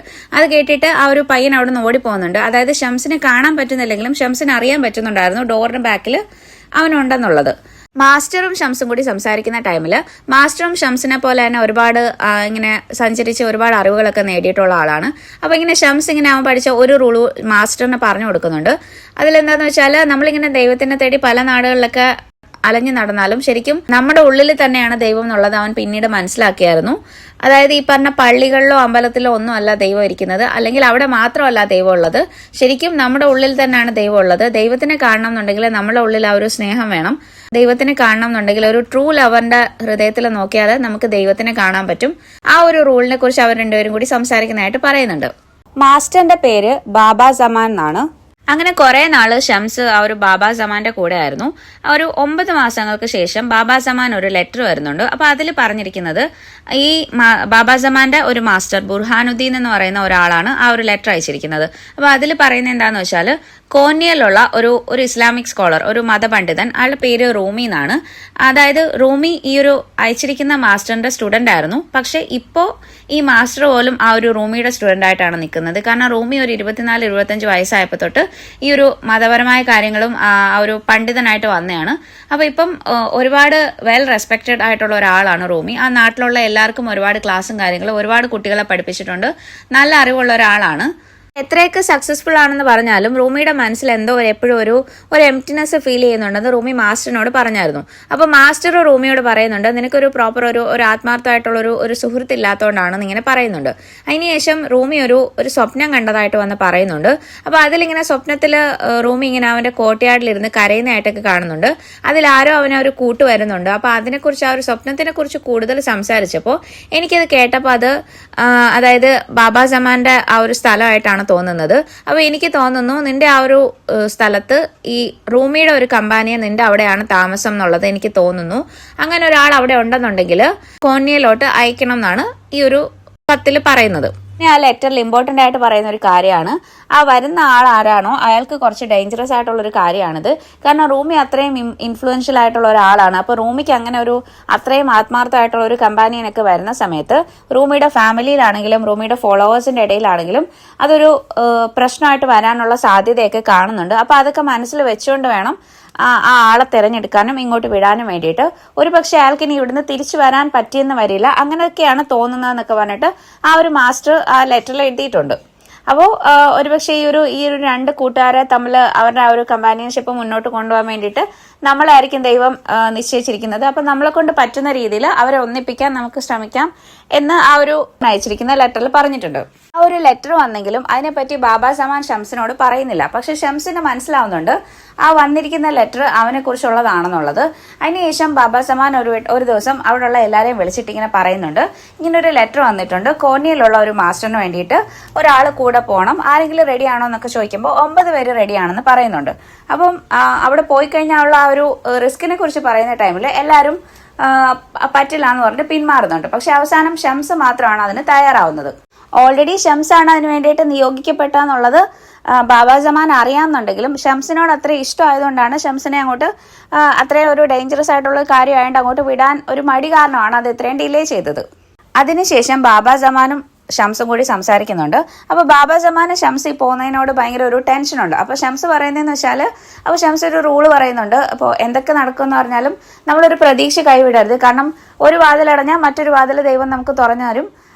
അങ്ങനെ അതിനെക്കുറിച്ച് സംസാരിക്കുന്നുണ്ട്. അതിനുശേഷം ബാബ സമാൻ ഒരു 3 മാസം കൂടി കഴിഞ്ഞിട്ടാണ് ഷംസിനോട് പോകാൻ പറയുന്നത്. ഷംസിനപ്പോൾ എത്രയും പെട്ടെന്ന് അവിടുന്ന് പോയിട്ട് റൂമിയെ കാണണം എന്നാണുള്ളത്. അപ്പോൾ ആ ഒരു ടൈമിൽ ഷംസ് ഇങ്ങനെ ആ ഒരു റൂളിനെ കുറിച്ച് ആലോചിക്കുന്നുണ്ട്. അതായത് ക്ഷമയെക്കുറിച്ചുള്ള ഒരു റൂളുണ്ട്. അതായത് നമ്മൾ ക്ഷമയോടെ കാത്തിരുന്നാൽ മാത്രമേ നമുക്ക് ആ ഒരു എൻഡ് റിസൾട്ട് കിട്ടൂ എന്നുള്ളതാണ്. അപ്പോൾ ഞാനിത് പറയുമ്പോൾ ഒരു സിമ്പിൾ സെന്റൻസിൽ പറയുന്നുണ്ടെങ്കിലും അതിൽ കുറച്ച് ഡീറ്റെയിൽഡ് ആയിട്ടാണ് പറയുന്നത്. ഇപ്പോൾ അത്രയും ഞാൻ പറഞ്ഞാൽ കുറച്ച് ലാഗായി പോകും. അതായത് ഇപ്പോൾ നമ്മളൊരു പൂവ് വിരിയുന്നത് കാണണമെങ്കിൽ അതിൻ്റെ ആ ഒരു മുട്ട് വന്നു, അതിനുവേണ്ടി കുറേ ദിവസം കാത്തിരിക്കണം. അല്ലെങ്കിൽ ഒരു ഫുൾ മൂൺ കാണണമെങ്കിൽ നമ്മൾ കുറേ ദിവസം കാത്തിരിക്കണം. സൺറൈസ് കാണണമെങ്കിൽ നമ്മൾ രാത്രി മൊത്തം കാത്തിരുന്നിട്ട് ആ ഒരു ഫസ്റ്റ് സൂര്യപ്രകാശം കാണാൻ വേണ്ടിയിട്ട് കാത്തിരിക്കുന്നതും അങ്ങനെ കുറച്ച് ഡീറ്റെയിൽ ആയിട്ട് അല്ലെങ്കിൽ കുറച്ച് ഭംഗിയായിട്ടാണ് ആ ഒരു റൂൾസ് ഒക്കെ പറഞ്ഞിരിക്കുന്നത്. ഞാനിത് വളരെ ഫാസ്റ്റ് ആയിട്ടാണ് ഇത് പറഞ്ഞു പോകുന്നത്. വളരെ ചുരുക്കിയാണ് ഞാൻ ഈ ഓരോ റൂൾസും പറയുന്നത്. അങ്ങനെ ഷംസ് വളരെ ക്ഷമയോടുകൂടി കാത്തിരിക്കുന്നു. അവസാനം അങ്ങോട്ട് പോകാനുള്ള ആ ഒരു ടൈം ആയെന്ന് ബാബ സമാൻ പറയുന്നുണ്ട്. ഇതിനുശേഷം എല്ലയുടെ സ്റ്റോറിയാണ് പറയുന്നത്. എല്ലയ്ക്ക് ജാനറ്റിന്റെ ഒരു വോയിസ് മെയിൽ വന്നിട്ടുണ്ടായിരുന്നു. അപ്പോൾ അതിൽ അവൾ പറയുന്നതെന്ന് വെച്ചാൽ, എനിക്ക് അമ്മയുടെ ദേഷ്യമൊന്നുമില്ല, അപ്പോഴത്തെ ആ ഒരു ദേഷ്യത്തിനാണ് ഞാൻ എന്തൊക്കെയോ പറഞ്ഞത്. ഇപ്പോൾ ഞാൻ കുറച്ച് കൂളാണ്, പക്ഷെ എന്നാലും അമ്മ സ്കോട്ടിനെ വിളിച്ച് പറഞ്ഞത് അങ്ങനെ ചെയ്യണ്ടായിരുന്നു. പക്ഷെ എന്നെ പ്രൊട്ടക്റ്റീവ് ആയതുകൊണ്ടാണ് അമ്മ അങ്ങനെ പറഞ്ഞതെന്ന് മനസ്സിലായി. പക്ഷെ ഞാനിപ്പോൾ അത്യാവശ്യം മെച്യൂർഡ് ആയിട്ടുള്ള ഒരാളാണ്. അമ്മ ഇങ്ങനെ എൻ്റെ കാര്യം മാത്രം ആലോചിച്ച് ഇങ്ങനെ ഒരുപാട് ഓവർ പ്രൊട്ടക്റ്റീവായിട്ട് ടെൻഷൻ അടിച്ചിരിക്കേണ്ട കാര്യമൊന്നുമില്ല എന്നൊക്കെ പറഞ്ഞിട്ട് അവൾ കുറച്ച് സോറിയൊക്കെ പറയുന്നുണ്ട്. അപ്പോൾ ആ ഒരു ഇത് കേൾക്കുമ്പോൾ അവൾക്ക് എല്ലയ്ക്ക് ഭയങ്കര സന്തോഷമാവുന്നുണ്ട്. എല്ല അപ്പോൾ ഇങ്ങനെ മനസ്സിൽ വിചാരിക്കുന്നുണ്ട്, അസീസ് ആ ഒരു വിഷിംഗ് ട്രീയിൽ പോയിട്ട് അവൾക്ക് വേണ്ടിയിട്ട് അതൊന്ന് അവളുടെയും മോളുടെയും പ്രശ്നം സോൾവ് ചെയ്യാൻ വേണ്ടിയിട്ട് അയാൾ പ്രാർത്ഥിച്ചു എന്ന് പറഞ്ഞല്ലോ, അപ്പോൾ അതിൻ്റെ ഒരു ഫലമായിരിക്കും എന്ന് അപ്പോൾ എല്ല ആലോചിക്കുന്നുണ്ട്. അതിനുശേഷം എല്ലാ ഡയറക്റ്റ് ജാനറ്റിനെ വിളിക്കുന്നുണ്ട്. എന്നിട്ട് അവൾ സോറി പറയുന്നുണ്ട് സ്കോട്ടിൻ്റെ അടുത്ത് അങ്ങനെ സംസാരിച്ചതിനെ പറ്റിയും. അപ്പോൾ ജാനറ്റ് പറയുന്നുണ്ട് അത് കുഴപ്പമില്ല, അത് ഓക്കെ ആണെന്ന് പറയുന്നുണ്ട്. എന്നിട്ട് അവൾ പറയുന്നുണ്ട് എനിക്ക് അതല്ല പ്രശ്നം, എനിക്കൊരു ടെൻഷനുള്ളത് അമ്മ എന്താ അങ്ങനെ പറഞ്ഞത്, അമ്മ ഒട്ടും ഹാപ്പി അല്ല, അമ്മയുടെ ലൈഫിൽ അമ്മ ഹാപ്പി അല്ലേ എന്ന് ചോദിക്കുന്ന ടൈമിൽ എല്ലാം പറയുന്നുണ്ട് ഞാൻ ഭയങ്കര ഹാപ്പിയാണ്, എനിക്ക് 3 മക്കളുണ്ടല്ലോ, പിന്നെ എന്താ എനിക്ക് എന്നിങ്ങനെ പറയുന്നുണ്ട്. അപ്പോൾ അവൾ ചോദിക്കുന്നുണ്ട് അതല്ല അച്ഛനുമായിട്ട് എന്തെങ്കിലും പ്രശ്നമുണ്ടോ എന്ന് ചോദിക്കുന്നുണ്ട്. അപ്പോൾ എല്ലാം ഇങ്ങനെ പറയുന്നുണ്ട് കല്യാണം കഴിഞ്ഞ് ഇത്രയും വർഷമൊക്കെ ആയില്ലേ, അപ്പോൾ എപ്പോഴും ഒരുപോലെ ഇരിക്കാൻ പറ്റത്തില്ലല്ലോ എന്നിങ്ങനെ മാത്രം പറയുന്നുണ്ട്. അപ്പോൾ ജാനറ്റ് ഇങ്ങനെ പറയുന്നുണ്ട് ഓക്കെ എനിക്ക് മനസ്സിലായി അമ്മ എന്നിങ്ങനെ പറയുന്നുണ്ട്. അതിനുശേഷം എല്ലാ അസീസിനൊരു മെയിൽ അയക്കുന്നുണ്ട്. അപ്പോൾ അവൾ അതിൽ താങ്ക്സ് ഒക്കെ പറയുന്നുണ്ട്. അവൾ മോളുമായിട്ടുള്ള പ്രശ്നങ്ങളൊക്കെ സോൾവ് ആയി, മേ ബി അസീസ് അവിടെ പോയിട്ട് ആ ഒരു വിഷിംഗ് ട്രീയിൽ പോയി പ്രാർത്ഥിച്ചിട്ടാവും എന്നൊക്കെ പറയുന്നുണ്ട്. അതിനുശേഷം അവൾ പറയുന്നുണ്ട് അവൾ കുറേ നാളായിട്ട് ദൈവമായിട്ടൊക്കെ ഭയങ്കര ഡിസ്കണക്റ്റഡ് ആണ്, അവൾ അങ്ങനെ പ്രാർത്ഥിക്കാറേ ഒന്നുമില്ല. അതുപോലെ തന്നെ അസീസ് പറഞ്ഞ പോലെ തന്നെ ഒരുപാട് ബാക്കിയുള്ള കാര്യത്തിൽ ഇന്റർഫിയർ ചെയ്യാനോ അതിനെക്കുറിച്ച് ആലോചിച്ച് വറി ചെയ്യാതെ ഇരുന്നപ്പോൾ തന്നെ അവൾക്ക് കുറച്ച് മനസ്സമാധാനം ഉണ്ടായിരുന്നു എന്നും അവൾ പറയുന്നുണ്ട്. അതിനുശേഷം എല്ലാം വീണ്ടും ബുക്ക് വായിക്കാൻ സ്റ്റാർട്ട് ചെയ്യാണ്. അപ്പോൾ അതിൽ ഷംസ് അവിടുന്ന് പോകുന്നതിൻ്റെ തലേ ദിവസത്തെ രാത്രി ഷംസും ബാബ സമാനും കൂടെ അവിടെ സംസാരിക്കുകയാണ്. അപ്പോൾ അവിടുത്തെ ആ ഒരു മൾബറി ട്രീസിൽ സിൽക്ക് വംസിനെ കാണുമ്പോൾ അതിനെക്കുറിച്ച് അവർ സംസാരിക്കുന്നുണ്ട്. അപ്പോൾ ഈ സിൽക്ക് ഉണ്ടാക്കിയ ശേഷം സിൽക്ക് വംസ് തന്നെ ആ ഒരു സിൽക്ക് നശിപ്പിക്കാതിരിക്കാൻ വേണ്ടിയിട്ട് ആ ഒരു ഫാർമേഴ്സ് അതിനെ കൊന്നുകളയാറുണ്ട്. അപ്പോൾ അത് കേൾക്കുന്ന ടൈമിൽ ഷംസ് ഇങ്ങനെ പറയുന്നുണ്ട്, ഷംസിന്റെ റൂമിയുടെയും വെച്ച് പറയുകയാണെങ്കിൽ ഇപ്പോൾ റൂമിയെ ഒരു സിൽക്ക് ആക്കുക എന്നുള്ളതാണ് ഷംസിന്റെ ഒരു ആഗ്രഹം. അതിനുശേഷം ആ ഒരു ഷംസ് തന്നെ റൂമിയുടെ സർവൈവലിനൊരു പ്രശ്നമായിട്ട് വരികയാണെങ്കിൽ ഷംസ് മരിക്കാനും തയ്യാറാണെന്ന് പറയുന്നുണ്ട്. അത് ജസ്റ്റ് ആ ഒരു സിൽക്ക് വോമിന്റെ ആ ഒരു എക്സാമ്പിൾ വെച്ചിട്ട് പറയാണ്. ഷംസ് അവിടുന്ന് പോകുന്ന ടൈമിൽ ബാബ സമാൻ ഷംസിന് 3 സാധനങ്ങൾ കൊടുക്കുന്നുണ്ട്. ഒന്നൊരു സിൽവർ കണ്ണാടിയാണ്, പിന്നെ ഒരു സിൽക്കിന്റെ ഹാൻഡ് കർച്ചീഫ്, പിന്നെ ഒരു ഓയിൻമെന്റ്. ആ സിൽവർ കണ്ണാടി എന്ന് വെച്ചാൽ എപ്പോഴെങ്കിലും നിന്നിലുള്ള ഒരു വിശ്വാസം പോയി കഴിഞ്ഞാൽ ഇതിൽ നോക്കിയാൽ നിന്റെ ഉള്ളിലെ ആ ഒരു ഇന്നർ ബ്യൂട്ടി നിനക്ക് കാണാൻ പറ്റും. അതുപോലെ തന്നെ ആ ഒരു സിൽക്ക് ഹാൻഡ് കർച്ചീഫ് എന്ന് വെച്ചാൽ അത് നിന്നെ എപ്പോഴും നിന്റെ ഹൃദയം എത്രത്തോളം പ്യുവർ ആണെന്നുള്ളത് നിന്നെ ഓർമ്മിപ്പിക്കും. പിന്നെ ആ ഒരു ഓയിൻമെന്റ് എന്ന് വെച്ചാൽ ഇത് നിന്റെ ഉള്ളിലും പുറമേ ഉള്ള മുറിവുകളെ മാറ്റാൻ വേണ്ടിയിട്ടുള്ള ഒരു ഓയിൻമെന്റ് ആണെന്നാണ് പറയുന്നത്. അങ്ങനെ ഷംസ് അവിടെ യാത്ര തിരിച്ചു. അപ്പോൾ ഷംസിനെ ഫോളോ ചെയ്ത് അവിടുത്തെ ആ ഒരു പയ്യൻ അവർ ഒളിഞ്ഞു നിന്ന് സംസാരിക്കുന്നത് കേട്ട ആ പയ്യൻ ഷംസിനെ ഫോളോ ചെയ്ത് പോകുന്നുണ്ട്. അപ്പൊ ഷംസിന് അത് മനസ്സിലാവുന്നുണ്ട്. അപ്പൊ ഷംസ് ആ പയ്യനെ വിളിച്ചിട്ട് ചോദിക്കുന്നുണ്ട്, നീ എന്തിനാ എന്നെ ഇങ്ങനെ ഫോളോ ചെയ്യുന്നത്? അപ്പൊ അവൻ പറയുന്നതെന്ന് വെച്ചാൽ, നിങ്ങൾ എന്റെ ഒരു റോൾ മോഡലാണ്, എനിക്ക് നിങ്ങളുടെ കൂടെ വരണമെന്ന് പറയും. അപ്പൊ ഷംസ് പറയുന്നുണ്ട്, അങ്ങനെയാണെങ്കിൽ നീ ഞാൻ പറയുന്ന പോലെ ചെയ്യണമെന്ന് പറയും. എന്നിട്ട് അവനോട് പറയുന്നത് അവിടെ അടുത്തുള്ള ഒരു മദ്യശാലയിൽ പോയിട്ട് ഒരു മദ്യം വാങ്ങിച്ചിട്ട് വരണമെന്നാണ് പറയുന്നത്. അപ്പൊ ആ പയ്യൻ പറയുന്നുണ്ട്, ഞാനത് ഒരിക്കലും ചെയ്യില്ല, അവിടെയുള്ള ആൾക്കാർ കണ്ടാൽ എന്നെ എന്ത് വിചാരിക്കും, എന്റെ വീട്ടുകാർ ഞാനൊരു നല്ല മുസ്ലിം ആവണമെന്നാണ് പറഞ്ഞിരിക്കുന്നത് എന്ന് പറയും. അപ്പൊ ഷംസ് പറയുന്നുണ്ട്, ഷംസ് ആ പയ്യനെ പരീക്ഷിച്ചതാണ്, അങ്ങനെ ബാക്കിയുള്ളവരുടെ ആ ഒരു അപ്രൂവലിന് വേണ്ടിയിട്ട് മാത്രം നമ്മൾ ജീവിച്ചാൽ നിനക്ക് ജീവിതത്തിൽ മൊത്തം ഈ ഒരു ക്രിറ്റിസിസം ഫേസ് ചെയ്യേണ്ടി വരും. അപ്പൊ നീ തിരിച്ച് ബാഗ്ദാദിൽ പോകണം, നിന്റെ ഭാവി അവിടെയാണുള്ളത്, നീ നല്ലൊരു കച്ചവടക്കാരനാവും ഭാവിയിൽ എന്ന് പറഞ്ഞിട്ട് ആ പയ്യനെ തിരിച്ചുവിടുന്നുണ്ട്. ഇനി ഈ സ്വീറ്റ് ബ്ലാസ്ഫമി എന്ന് പറയുന്ന ബുക്കിന്റെ സെക്കൻഡ് പാർട്ടിലോട്ടാണ് പോകുന്നത്. ഈ പാട്ടിന്റെ പേര് വാട്ടർ എന്നാണ്. ഇനി റൂമിയെ പറ്റിയാണ് പറയുന്നത്. റൂമി എപ്പോഴും കുറച്ച് നാളായിട്ട് ഒരേ സ്വപ്നം തന്നെ കാണുന്നുണ്ട്. അതിലെല്ലാം റൂമിക്ക് ഒരു കൂട്ടുകാരനെ കിട്ടുന്നതും അയാളെ ആരൊക്കെയോ ചേർന്ന് കൊല്ലുന്നതും ഒക്കെയാണ് കാണുന്നത്. അപ്പൊ റൂമി ആ ഒരു സ്വപ്നം കണ്ട് എണീക്കുന്നതായിട്ടാണ് കാണിക്കുന്നത്. റൂമിയുടെ കൂടെ റൂമിയുടെ ഭാര്യ കേരയുണ്ട്, 2 മക്കളാണ്, അലാവുദ്ദീനും സുൽത്താൻ വലതും. അത് കൂടാതെ റൂമി മതപരമായിട്ടുള്ള കാര്യങ്ങൾ പഠിപ്പിക്കാൻ വേണ്ടിയിട്ട് കൂടെ കൂട്ടിയ ഒരു കുട്ടിയാണ്. അവളെ റൂമി ഒരു മോളെ പോലെ തന്നെയാണ് കാണുന്നത്. അവളുടെ പേര് കിമ്യ എന്നാണ്. റൂമി ആ നാട്ടിലെ വളരെ ഫേമസ് ആയിട്ടുള്ള ഒരു ഇസ്ലാമിക് സ്കോളറാണ്. റൂമിയുടെ പ്രസംഗം കേൾക്കാൻ വേണ്ടിയിട്ട് പല നാടുകളിൽ നിന്നൊക്കെ ആളുകൾ വരാറുണ്ട്. ഇതെല്ലാം ഉണ്ടെങ്കിലും റൂമിയുടെ ലൈഫിൽ എന്തിൻ്റെയോ ഒരു കുറവ് എപ്പോഴും റൂമിക്ക് ഫീൽ ചെയ്യാറുണ്ടായിരുന്നു. ഇനി അങ്ങോട്ട് ഷംസ് കോന്നിയിൽ എത്തിയിട്ടുള്ള കഥയാണ് പറയുന്നത്. അങ്ങനെ ഷംസ് അവിടെ എത്തുന്നു. ഷംസിന് അവിടെ എത്തുമ്പോൾ തന്നെ ഷംസിന് ഒരു ഇൻറ്റ്യൂഷൻ ഉണ്ട്, ഒന്നെങ്കിൽ ഈ നാട്ടിൽ നിന്ന് എനിക്ക് പ്യുവർ ലവ് ആയിരിക്കും കിട്ടുന്നത്, അതല്ലാന്നുണ്ടെങ്കിൽ പ്യുവർ ഹേറ്റ്രഡ് ആയിരിക്കും കിട്ടുന്നത്. എന്തായാലും ആ ഒരു പ്യുവർ ലവ് കിട്ടുന്നിടത്തോളം എനിക്കത് മതി എന്നുള്ളൊരിത് പറഞ്ഞുകൊണ്ടാണ് ഷംസ് കോന്നിയയിലേക്ക് കാലെടുത്ത് വെക്കുന്നത്. അപ്പൊ അന്നത്തെ ദിവസം തന്നെ അവിടെ റൂമിയുടെ പ്രസംഗം ഉണ്ടെന്നുള്ളത് ഷംസിന് മനസ്സിലാവുന്നു. ഷംസ് അപ്പോൾ ഒരു മരത്തിന്റെ ചോട്ടിലിരിക്കുകയാണ്. അപ്പൊ അവിടേക്ക് ഒരു കാളവണ്ടിക്കാരൻ വരുന്നുണ്ട്. അയാൾ ഷംസിന് ഒരു ലിഫ്റ്റ് കൊടുക്കാമെന്ന് പറയുന്നുണ്ട്. അങ്ങനെ അയാളുടെ കൂടെ ഷംസ് ഇങ്ങനെ സംസാരിക്കുന്ന ടൈമിൽ അയാൾ റൂമിയെ കുറിച്ച് ഒരുപാട് പറയുന്നുണ്ട്. അപ്പൊ അയാൾ പറയുന്നതെന്ന് വെച്ചാൽ റൂമിയുടെ പ്രസംഗം കേട്ടാൽ നമ്മളുടെ ആ ഒരു മനസ്സ് ശുദ്ധമാകും, നമ്മുടെ വിഷമങ്ങളൊക്കെ പോകും എന്നൊക്കെയാണ് പറയുന്നത്. അങ്ങനെ ഷംസ് അവിടെ ഉള്ള നാട്ടുകാരെയും നാടും ഒക്കെ കാണാൻ വേണ്ടിയിട്ട് അവിടെയൊക്കെ ചുറ്റി നടക്കുകയാണ്. പിന്നീട് അവിടെ ഉള്ള ഒരു ഭിക്ഷക്കാരനാണ് പറയുന്നത്, അയാൾ റൂമിയുടെ ആ ഒരു പ്രസംഗം കേൾക്കാൻ വേണ്ടിയിട്ട് വന്നതാണ്. അയാൾ അങ്ങനെ അവിടെ പോയി ഇരിക്കുന്നു. അപ്പോൾ അയാൾ ഭിക്ഷക്കാരനായതുകൊണ്ട് തന്നെ അവിടെ ഒരുപാട് ആൾക്കാർ ഇന്ന് ആ ഒരു റൂമിയുടെ പ്രസംഗം ഉള്ളത് കൊണ്ട് തന്നെ അയാൾക്ക് ഒരുപാട് പൈസ കിട്ടും. അപ്പോൾ അയാൾ അവിടെ വന്നിരിക്കുകയാണ്. അങ്ങനെ ആ ഒരു റൂമി വരുന്നതായിട്ടാണ് പറയുന്നത്. റൂമി ഒരു വെള്ള കുതിരയിലാണ് വരുന്നത്. റൂമിയുടെ കൂടെ റൂമിയുടെ 2 മക്കളുണ്ട്. അങ്ങനെ റൂമിയുടെ പ്രസംഗം സ്റ്റാർട്ട് ചെയ്തു. ആ ഒരു പ്രസംഗം സ്റ്റാർട്ട് ചെയ്തതിനിടയിൽ റൂമി ഒരുപാട് സാക്രിഫൈസിനെ കുറിച്ച് സംസാരിക്കുന്നുണ്ട്. റൂമി അങ്ങനെ ആ ഒരു സാക്രിഫൈസിനെ കുറിച്ചൊക്കെ സംസാരിക്കുമ്പോൾ ആ ഒരു ഭിക്ഷക്കാരന് തോന്നുന്നുണ്ട് ദൈവം ഭയങ്കര ഒരു അനീതിയാണ് കാണിച്ചത്. കാരണം റൂമിയുടെ ലൈഫിൽ റൂമിക്ക് എല്ലാം ഉണ്ട്, അയാളുടെ ലൈഫ് ഇങ്ങനെ ആയിപ്പോയല്ലോ. അപ്പൊ ആ ഒരു പ്രസംഗം കേട്ടുകൊണ്ടിരുന്നപ്പോൾ അയാൾക്ക് അത് ഇഷ്ടപ്പെടാതെ അയാൾ അവിടെ നിന്ന് ഇറങ്ങിപ്പോകുന്നുണ്ട്. ഷംസ് അങ്ങനെ അവിടെയൊക്കെ നടക്കുമ്പോൾ ഒരു റോസ് ഗാർഡൻ കണ്ടിട്ട് അവൻ ആ ഒരു വീടിനടുത്ത് എത്തുന്നു. അപ്പൊ അവിടെ എത്തുന്ന ടൈമിൽ അവിടുത്തെ ഒരു ലേഡി വന്നിട്ട് പറയുന്നുണ്ട്, നിങ്ങളെപ്പോലുള്ള ആൾക്കാർക്കൊന്നും പറ്റിയ സ്ഥലമൊന്നുമല്ല, ഇതൊരു ബാഡ് ഏരിയ ആണ്, ഇവിടുന്ന് പോകണമെന്ന് പറയും. അപ്പൊ അത് നോക്കുമ്പോൾ അവന് മനസ്സിലാവും അതൊരു വേശ്യാലയമാണ്, അവിടെ കുറെ പെൺകുട്ടികൾ ഇരിപ്പുണ്ട്. അപ്പൊ ഷംസ് പറയുന്നുണ്ട്, ഞാൻ ഇവിടെ വന്നതല്ല, ആ ഒരു റോസാപ്പൂ കണ്ടപ്പോൾ ഞാൻ ഇവിടെ നിന്നെയാണെന്ന്. അപ്പൊ ആ ലേഡി പറയുന്നുണ്ട്, അത് ഇവിടുത്തെ ഒരു പെൺകുട്ടിയുണ്ട്, അവളുടെ പേര് ഡെസേർട്ട് റോസ് എന്നാണ്, അവളാണത് ചെയ്തതെന്ന് പറയും. എന്നിട്ട് ആ ഒരു കുട്ടിയെ അവിടെ വെച്ച് കാണുന്നുണ്ട്. അപ്പൊ ആ കാണുന്ന ടൈമിൽ ഷംസ് ഇങ്ങനെ ആ ഒരു ലേഡിയോട് പറയുന്നുണ്ട്, അവളൊരു നല്ല കുട്ടിയാണ്, ഒരു ദിവസം അവൾ ഇവിടുന്ന് ദൈവത്തിലേക്കുള്ള ഒരു വഴിയിലേക്ക് അവൾ ആ ഒരു സ്പിരിച്വൽ ജേർണിയിലേക്ക് ഇവിടുന്ന് പോകും. ആ സമയത്ത് അവൾ ഇവിടുന്ന് പോവാൻ ഇറങ്ങുന്ന ടൈമിൽ അവളെ തടയരുത്, അവളെ വിടണം എന്ന് ആ ഒരു ലേഡി എടുത്ത് പറയുന്നുണ്ട്.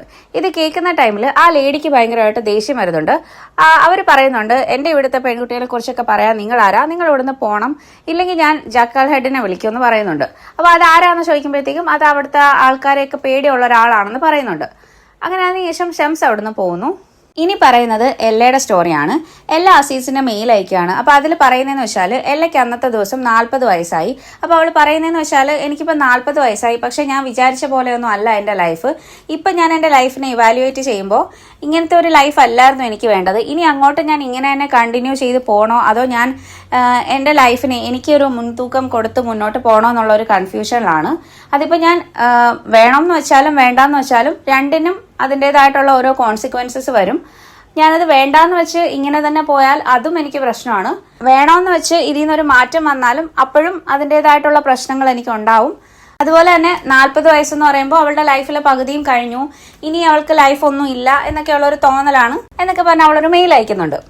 അപ്പൊ അന്നത്തെ ദിവസം തന്നെ അസീസിന്റെ മെയിൽ റിപ്ലൈ വരുന്നുണ്ട്. അവൾക്കൊരു ഹാപ്പി ബർത്ത്ഡേ ഒക്കെ വിഷ് ചെയ്തിട്ടാണ് പറയുന്നത്. എന്നിട്ട് അതിനകത്ത് ഈ 40 എന്ന് പറയുന്ന ആ ഒരു ഇതിനെ കുറിച്ചാണ് പറയുന്നത്. ഷംസ് എഴുതിയതും ആ ഒരു 40 റൂൾസ് ആണ്. 40 എന്ന് പറയുന്ന ഒരു നല്ല നമ്പറാണ്. അതായത് പിന്നീട് ആ ഒരു ക്രിസ്ത്യാനിറ്റിയിൽ 40 വരുന്ന ഇമ്പോർട്ടൻസിനെ കുറിച്ച് പറയുന്നുണ്ട്. പിന്നെ മുസ്ലിംസിന്റെ ഇടയിൽ 40 എന്ന് പറയുന്നത് കുഞ്ഞുങ്ങൾക്ക് 40th ഡേയിലാണല്ലോ ഒരു സെറമണി നടത്തുന്നത്. പിന്നെ ഒരാൾ മരിച്ചു കഴിഞ്ഞാലും 40 ദിവസമാണ് ആ ഒരു മോർണിംഗ് പീരീഡ്. പിന്നെ ബുദ്ധൻ ധ്യാനത്തിനിരുന്നത് 40 ഡേയ്സ് ആണ്. അങ്ങനെ ഒരുപാട് കാര്യങ്ങൾ ഈ ഒരു 40 എന്ന് പറയുന്ന നമ്പറിനെ കുറിച്ച് അസീസ് പറയുന്നുണ്ട്. അപ്പോൾ അയാൾ പറയുന്നത് ഇതൊരു തുടക്കം മാത്രമാണ്, ഇതൊന്നിന്റെ ഒരു എൻഡ് അല്ല, ഒരു പുതിയ മിഷൻ സ്റ്റാർട്ട് ചെയ്യുന്നു എന്ന് വിചാരിച്ചാൽ മതി. അതുപോലെ തന്നെ നിങ്ങളൊരു പ്രണയത്തിലാണെങ്കിൽ പോലും 40 ദിവസം വെയിറ്റ് ചെയ്യണം, എന്നിട്ടേ അതിനെക്കുറിച്ച് ആ ഒരു ഫീലിങ്സിനെ നമുക്ക് അനലൈസ് ചെയ്യാൻ പറ്റൂ എന്നൊക്കെ പറഞ്ഞിട്ട് അസീസ് ഒരു മെയിൽ അയക്കുന്നുണ്ട്. എല്ലാം വീണ്ടും ആ ഒരു ബുക്ക് വായിക്കുകയാണ്. അപ്പോൾ ഇനി പറയുന്നത് ആ ഒരു ഡെസേർട്ട് റോസിന്റെ കഥയാണ്. ഡെസേർട്ട് റോസ് എന്ന് വെച്ചാൽ ഷംസ് അവിടെ വെച്ച് കണ്ട ആ ഒരു പെൺകുട്ടിയാണ്. അവൾ പറയുന്നതെന്ന് വെച്ചാൽ അവൾക്ക് അന്നത്തെ ദിവസം ആ ഒരു റൂമിയുടെ പ്രസംഗം കേൾക്കാൻ വേണ്ടിയിട്ട് അവിടെ നിന്ന് പോകണം. അപ്പോൾ അവൾ അവിടുത്തെ ആ ഒരു ലേഡി എടുത്ത് കുറച്ച് സാധനം വാങ്ങിക്കാൻ വേണ്ടിയിട്ട് മാർക്കറ്റിൽ പോകണമെന്ന് പറഞ്ഞിട്ടാണ് അവൾ അവിടെ നിന്ന് ഇറങ്ങുന്നത്. അപ്പോൾ അവളെ അങ്ങനെ ഒറ്റയ്ക്ക് വിടില്ല. അപ്പോൾ അവളുടെ കൂടെ സെസമേ എന്ന് വിളിക്കുന്ന ഒരാളെ വിടുന്നുണ്ട്. അയാളൊരു വലിയ ആളാണ്, പക്ഷെ അയാൾക്ക് കുറച്ച് ബുദ്ധിക്ക് പ്രശ്നമുണ്ട്. ഒരു കുട്ടികളുടെ പോലെയാണ് അയാൾ ബിഹേവ് ചെയ്യുന്നത്. അപ്പോൾ അയാളെയാണ് അവളുടെ കൂടെ വിടുന്നത്. അപ്പോൾ അവൾക്ക് അയാളായതുകൊണ്ട് അവൾക്ക് ഓക്കെയാണ്. പക്ഷെ അവൾ അവിടെ നിന്ന് പോകുന്നത് ആ ഒരു റൂമിയുടെ പ്രസംഗം കാണാൻ വേണ്ടിയിട്ടാണ്. ഈ ഡെസേർട്ട് റോസ് ഒരു വില്ലേജിലാണ് ജനിച്ചു വളർന്നത്. അവളുടെ അമ്മ അവളുടെ ബ്രദേഴ്സിന്റെ ആ ഒരു പ്രസവത്തോടു കൂടി മരിക്കുകയാണ്. 3 പേരായിരുന്നു ആ ഒരു പ്രസവത്തിലുണ്ടായിരുന്നത്. അതിൽ ഒരു ബോയ് മാത്രമാണ് സർവൈവ് ചെയ്തത്. പക്ഷെ അമ്മ മരിച്ചതിന് ശേഷം അച്ഛൻ വേറൊരു കല്യാണം കഴിച്ചു. അച്ഛനപ്പം അമ്മ മരിച്ചതുകൊണ്ട് തന്നെ അവനോട് ഭയങ്കര ദേഷ്യം ഉണ്ടായിരുന്നു. അതിനുശേഷം അച്ഛൻ 2ാമത് കല്യാണം കഴിച്ച ആ സ്ത്രീക്കും അവനെ ദേഷ്യമായിരുന്നു. അവനെ ഉപദ്രവിക്കുകയൊക്കെ ചെയ്യുമായിരുന്നു. അങ്ങനെ ഒരു ദിവസം അവൻ ആ ഒരു ദേഷ്യത്തിന് അച്ഛനെയും ആ 2ാം അമ്മയും അവൻ കൊല്ലുന്നുണ്ട്. എന്നിട്ട് അവൻ എവിടെയോ ഓടിപ്പോയി. അങ്ങനെ ഒറ്റയ്ക്കായ ഡെസേർട്ട് റോസ് ആ വീട്ടിൽ നിന്ന് ഇറങ്ങുന്നുണ്ട്. പക്ഷെ അപ്പോൾ അവളെ കുറച്ച് കള്ളന്മാർ അവളെ പിടിച്ചിട്ട് പോകുന്നുണ്ട്. അതിനുശേഷമാണ് അവൾക്ക് ഇങ്ങനത്തെ ഒരു ലൈഫിലേക്ക് അവൾ വന്നത്. അവളെ കുറച്ച് പേര് പിടിച്ചുകൊണ്ട് പോയിട്ട് അവളെ ഇങ്ങനെ ഈ ഒരു വേശ്യാലയത്തിലാക്കിയതാണ്. പിന്നീട് അവൾ കുറെ നാളായിട്ട് ഈ ഒരു ജോലി ചെയ്താണ് ജീവിക്കുന്നത്. ഈ ഡെസേർട്ട് റോസ് സെസമയായിട്ട് അവിടുന്ന് പുറത്തോട്ട് ഇറങ്ങിയിട്ട് അവളൊരു കാട്ടിൽ കയറിയിട്ട് പിന്നീട് അവൾ അവിടുന്ന് ഡ്രസ്സ് മാറിയിട്ട് ഒരു ആണിനെ പോലെയുള്ള വേഷം ധരിച്ചിട്ടാണ് ആ ഒരു പള്ളിയിലേക്ക് പോകുന്നത്. കാരണം അവളെ കണ്ടു കഴിഞ്ഞാൽ അവിടെ ആ ഒരു പള്ളിയിൽ കയറ്റില്ല എന്ന് വെച്ചിട്ട് അവൾ അങ്ങനെ ഒരു ആണുങ്ങളുടെ ഒരു വേഷത്തിലാണ് പോകുന്നത്. അപ്പോൾ സെസമയ്ക്ക് ബുദ്ധിയൊന്നും ഇല്ലാത്തതുകൊണ്ട് സെസമ അവളെയും കൊണ്ട് അവിടോട്ട് പോകുന്നുണ്ട്. അങ്ങനെ അവൾ അവിടെ ഇരുന്ന് റൂമിയുടെ ആ ഒരു പ്രസംഗമൊക്കെ കേട്ടോണ്ടിരിക്കുകയാണ്. ഇതിനുശേഷം പറയുന്നത് നേരത്തെ കണ്ട ആ ഒരു ഭിക്ഷക്കാരന്റെ കാര്യമാണ്. റൂമിയുടെ പ്രസംഗത്തിനിടയിൽ ആ ഒരു പ്രസംഗം ഇഷ്ടപ്പെടാതെ അവിടുന്ന് പുറത്തോട്ട് ഇറങ്ങുന്ന ടൈമിൽ അതിന് പുറത്ത് ഷംസിനെ കാണുന്നുണ്ട്. ഷംസിനോട് അങ്ങനെ അയാൾ ഇങ്ങനെ സംസാരിക്കുന്ന ടൈമിൽ അയാൾ പറയുന്നുണ്ട്, എൻ്റെ അടുത്ത് അങ്ങനെ പൊതുവെ ആൾക്കാർ സംസാരിക്കാറില്ല, അയാൾ ഒരു ഭിക്ഷക്കാരനാണ്. അപ്പോൾ പേര് ചോദിക്കുന്ന ടൈമിൽ പോലും അയാൾ ഇങ്ങനെ പറയുന്നുണ്ട്, എന്നോട് ആരും അങ്ങനെ ചോദിക്കാറൊന്നുമില്ല. അപ്പം ഷംസിന് മനസ്സിലാവുന്നുണ്ട് അയാളെ തന്നെ ഒരുപാട് കൊച്ചാക്കിയാണ് സംസാരിക്കുന്നതെന്ന്. അയാൾക്ക് അയാളുടെ ഒരു വിശ്വാസമില്ല. അപ്പോൾ അയാളിങ്ങനെ പറയുന്നുണ്ട്, നിനക്ക് എപ്പോഴെങ്കിലും നിന്നിലുള്ള വിശ്വാസം പോകുകയാണെങ്കിൽ നിനക്കിത് ഉപകരിക്കുമെന്ന് പറഞ്ഞിട്ട് ആ ബാബാ സമാൻ കൊടുത്ത ആ ഒരു സിൽവർ മിററാണ് ഷംസ് അയാൾക്ക് കൊടുക്കുന്നുണ്ട്. അതിനുശേഷം ഷംസും ആ ഒരു ഭിക്ഷക്കാരൻ ഹസനും കൂടി സംസാരിച്ചുകൊണ്ട് നിൽക്കുന്ന ടൈമിൽ ഈ ഡെസേർട്ട് റോസിനെ കുറെ ആളുകൾ ചേർന്ന് അവിടുന്ന് ആ ഒരു പള്ളിയിൽ നിന്ന് അടിച്ചിറക്കുന്നത് കാണുന്നുണ്ട്. ആ ഒരു ടൈമിൽ ഷംസ് അങ്ങോട്ട് ഇടപെടുന്നുണ്ട്. അപ്പോൾ അവിടെ ആൾക്കാരെല്ലാം കൂടുന്നുണ്ട്. അതിനിടയിൽ ഡെസേർട്ട് റോസ് അവിടെ ഇരുന്ന ടൈമിൽ ഡെസേർട്ട് റോസിന് ആ നാട്ടിലെ ഒരു സെക്യൂരിറ്റി ഗാർഡുണ്ട്. അയാളുടെ പേര് ബെയ്ബർ എന്നാണ്. ബെയ്ബർ കണ്ടിട്ട് അവിടെയുള്ള ആൾക്കാരോട് പറഞ്ഞു, ഈ ബെയ്ബർ ഇവരുടെ ആ ഒരു വേശ്യാലയത്തിൽ വരാറുള്ളതാണ്, അതുകൊണ്ട് തന്നെ അവളെ കണ്ടപ്പോൾ തന്നെ അയാൾക്ക് മനസ്സിലായി. അങ്ങനെ അയാൾ അവിടെയുള്ള ആൾക്കാരെയൊക്കെ കൂടിയിട്ട് അവൾ ഒരുപാട് അടിക്കുകയും ഉപദ്രവിക്കുകയൊക്കെ ചെയ്തിട്ട് അവിടുന്ന് ഇറക്കുന്ന ഒരു സീനാണ് ഷംസ് കാണുന്നത്. അപ്പൊ ഷംസ് ചെന്നിട്ട് ഇങ്ങനെ പറയുന്നുണ്ട് അവളെ ഒരിക്കലും ഉപദ്രവിക്കരുതെന്ന്. അപ്പൊ ബെയ്ബർ പറയുന്നുണ്ട് ഇവളെ പോലുള്ള ആൾക്കാരൊന്നും ഇങ്ങനെ ഈ പള്ളിയിൽ കയറാൻ പാടില്ല, അവള് ശുദ്ധയല്ല എന്നൊക്കെ പറയുന്നുണ്ട്. അപ്പൊ ഷംസ് ഇങ്ങനെ പറയുന്നുണ്ട് ശരിക്കുള്ള ഒരു വിശ്വാസി ഒരിക്കലും ആ ഒരു പ്രസംഗം നടക്കുന്നതിനിടയിൽ ഇങ്ങനെ ബാക്കിയുള്ള കാര്യങ്ങൾ, അങ്ങനെ ഒരു പെൺകുട്ടി അവിടെ വന്ന കാര്യം പോലും അറിയേണ്ട കാര്യമൊന്നുമല്ല. ഷംസ് ഇങ്ങനെ സംസാരിക്കുമ്പോൾ ആൾക്കാരുടെ ഇടയിൽ ഷംസിനോടൊരു ദേഷ്യം വരുന്നുണ്ട്. കാരണം അവർക്കൊക്കെ ഈ ഒരു ഡെസേർട്ട് റോസ് അവിടെ വന്നതിൽ ദേഷ്യമാണ്. അപ്പൊ ബെയ്ബർ പറയുന്നുണ്ട് നിങ്ങൾ കൂടുതൽ ഇവിടുത്തെ കാര്യങ്ങളിൽ ഇടപെടേണ്ട, ഈ കോന്നിയയിലെ രീതികളൊക്കെ നമുക്കേ അറിയത്തുള്ളൂ എന്ന് പറഞ്ഞിട്ട് ഷംസുമായിട്ട് അവിടെ വെച്ചൊരു തർക്കം ഉണ്ടാവുന്നുണ്ട്. അതിനുശേഷം ഷംസ് അവിടെ ഓടിക്കൂടിയ ആൾക്കാരെ എല്ലാം അവിടെ നിന്ന് പറഞ്ഞു വിടുന്നുണ്ട്. എല്ലാവരും തിരിച്ച് ആ ഒരു പ്രസംഗം കേൾക്കാൻ പോകണമെന്ന് പറയുന്നുണ്ട്. ആ ഒരു ഗ്യാപ്പിൽ ഡെസേർട്ട് റോസ് അവിടെ നിന്ന് ഓടി രക്ഷപ്പെടുന്നുണ്ട്. അപ്പൊ രണ്ടുപേരെ അവളെ പിടിക്കാൻ വരുന്നുണ്ടെങ്കിലും ഷംസ് അവരെ തടഞ്ഞു നിർത്തുന്നുണ്ട്. അങ്ങനെ അവൾ അവിടുന്ന് രക്ഷപ്പെട്ട് പോകുകയാണ്. അങ്ങനെ അവിടുന്ന് രക്ഷപ്പെട്ട് ഡെസേർട്ട് റോസ് അവിടുന്ന് പോകുമ്പോൾ അവളുടെ കൂടെ സെസമയും ഉണ്ട്. അപ്പൊ സെസമയോടായിട്ട് അവളിങ്ങനെ പറയുന്നുണ്ട് അവർ പറഞ്ഞത് ശരിയാണ്, എന്നെ പോലെയുള്ള പെണ്ണുങ്ങൾക്കൊന്നും പറ്റിയൊരു സ്ഥലമല്ല പള്ളി, അവിടോട്ട് ഞാൻ പോകരുതായിരുന്നു എന്ന് പറയുന്നുണ്ട്. അപ്പൊ പെട്ടെന്ന് ഷംസ് അവിടെ വരുന്നുണ്ട്. ഷംസ് പറയുന്നുണ്ട് അങ്ങനെ ഒരിക്കലും പറയാൻ പാടില്ല, പള്ളിയും അമ്പലവും ഒക്കെ എല്ലാവർക്കും ഉള്ളതാണ്, അതങ്ങനെ ഇന്ന ആൾക്കാർക്ക് വേണ്ടിയിട്ട് എന്നൊന്നുമില്ല എന്ന് പറയുന്നുണ്ട്. അപ്പൊ ഡെസേർട്ട് റോസ് പറയുന്നുണ്ട് ഞാനൊരു ചീത്ത സ്ത്രീയാണെന്ന്. അപ്പൊ ഷംസ് പറയുന്നതെന്ന് വെച്ചാൽ അങ്ങനെ നീ ഒരിക്കലും പറയരുത്, നീ അത് നിന്നെ തന്നെ അങ്ങനെ കൺവിൻസ് ചെയ്ത് വെച്ചിരിക്കുകയാണ്. ചീത്ത അഴുക്കെന്ന് പറയുന്നതെന്ന് വെച്ചാൽ ഇപ്പൊ നമ്മുടെ ദേഹത്ത് ഒരു അഴുക്ക് പറ്റിയാൽ അത് നമുക്ക് കഴുകി കളഞ്ഞാൽ പോകുന്നതേ ഉള്ളൂ. പകരം നമ്മുടെ ഉള്ളിലാണ് അഴുക്കെങ്കിൽ അതാണ് പ്രശ്നം. നിന്റെ ഉള്ളിൽ നീ പ്യുവറാണ്, അത് നിനക്ക് തോന്നുന്നുണ്ടോ നിന്നെ അറ്റാക്ക് ചെയ്ത അത്രയും ആളുകൾ അത്രയും നല്ല ആൾക്കാരാണെന്ന് അവരുടെ മനസ്സിലാണ് ചീത്ത ഉള്ളത്, നിന്റെ മനസ്സിൽ നീ നല്ല സ്ത്രീയാണെന്ന് ഷംസ് അപ്പൊ പറയുന്നുണ്ട്. അതിനുശേഷം ഷംസ് അവൾക്കൊരു റൂള് പറഞ്ഞു കൊടുക്കുന്നുണ്ട്. അതിൽ പറയുന്നതെന്ന് വെച്ചാൽ നീ നിന്നെ എങ്ങനെയാണോ കാണുന്നത് അതുപോലെ ആയിരിക്കും ബാക്കിയുള്ളവർ നിന്നെ കാണുന്നത്. ഈ ഒരു റൂൾ നമ്മൾ കേട്ടിട്ടുണ്ട്. അതായത് മറ്റുള്ള ആൾക്കാരെ നമ്മളെ എങ്ങനെയാണോ ട്രീറ്റ് ചെയ്യുന്നത് അത് നമ്മളെ ട്രീറ്റ് ചെയ്യുന്ന പോലെ ഇരിക്കും. നമുക്ക് എങ്ങനെയാണോ നമ്മളെ കാണേണ്ടത് അതുപോലെ ആദ്യം നമ്മളെ ട്രീറ്റ് ചെയ്യുക, എന്നാൽ മാത്രമേ ബാക്കിയുള്ള ആൾക്കാരുടെ അടുത്ത് നിന്ന് നമ്മൾക്ക് ആ ഒരു റെസ്പെക്ട് കിട്ടത്തുള്ളൂ.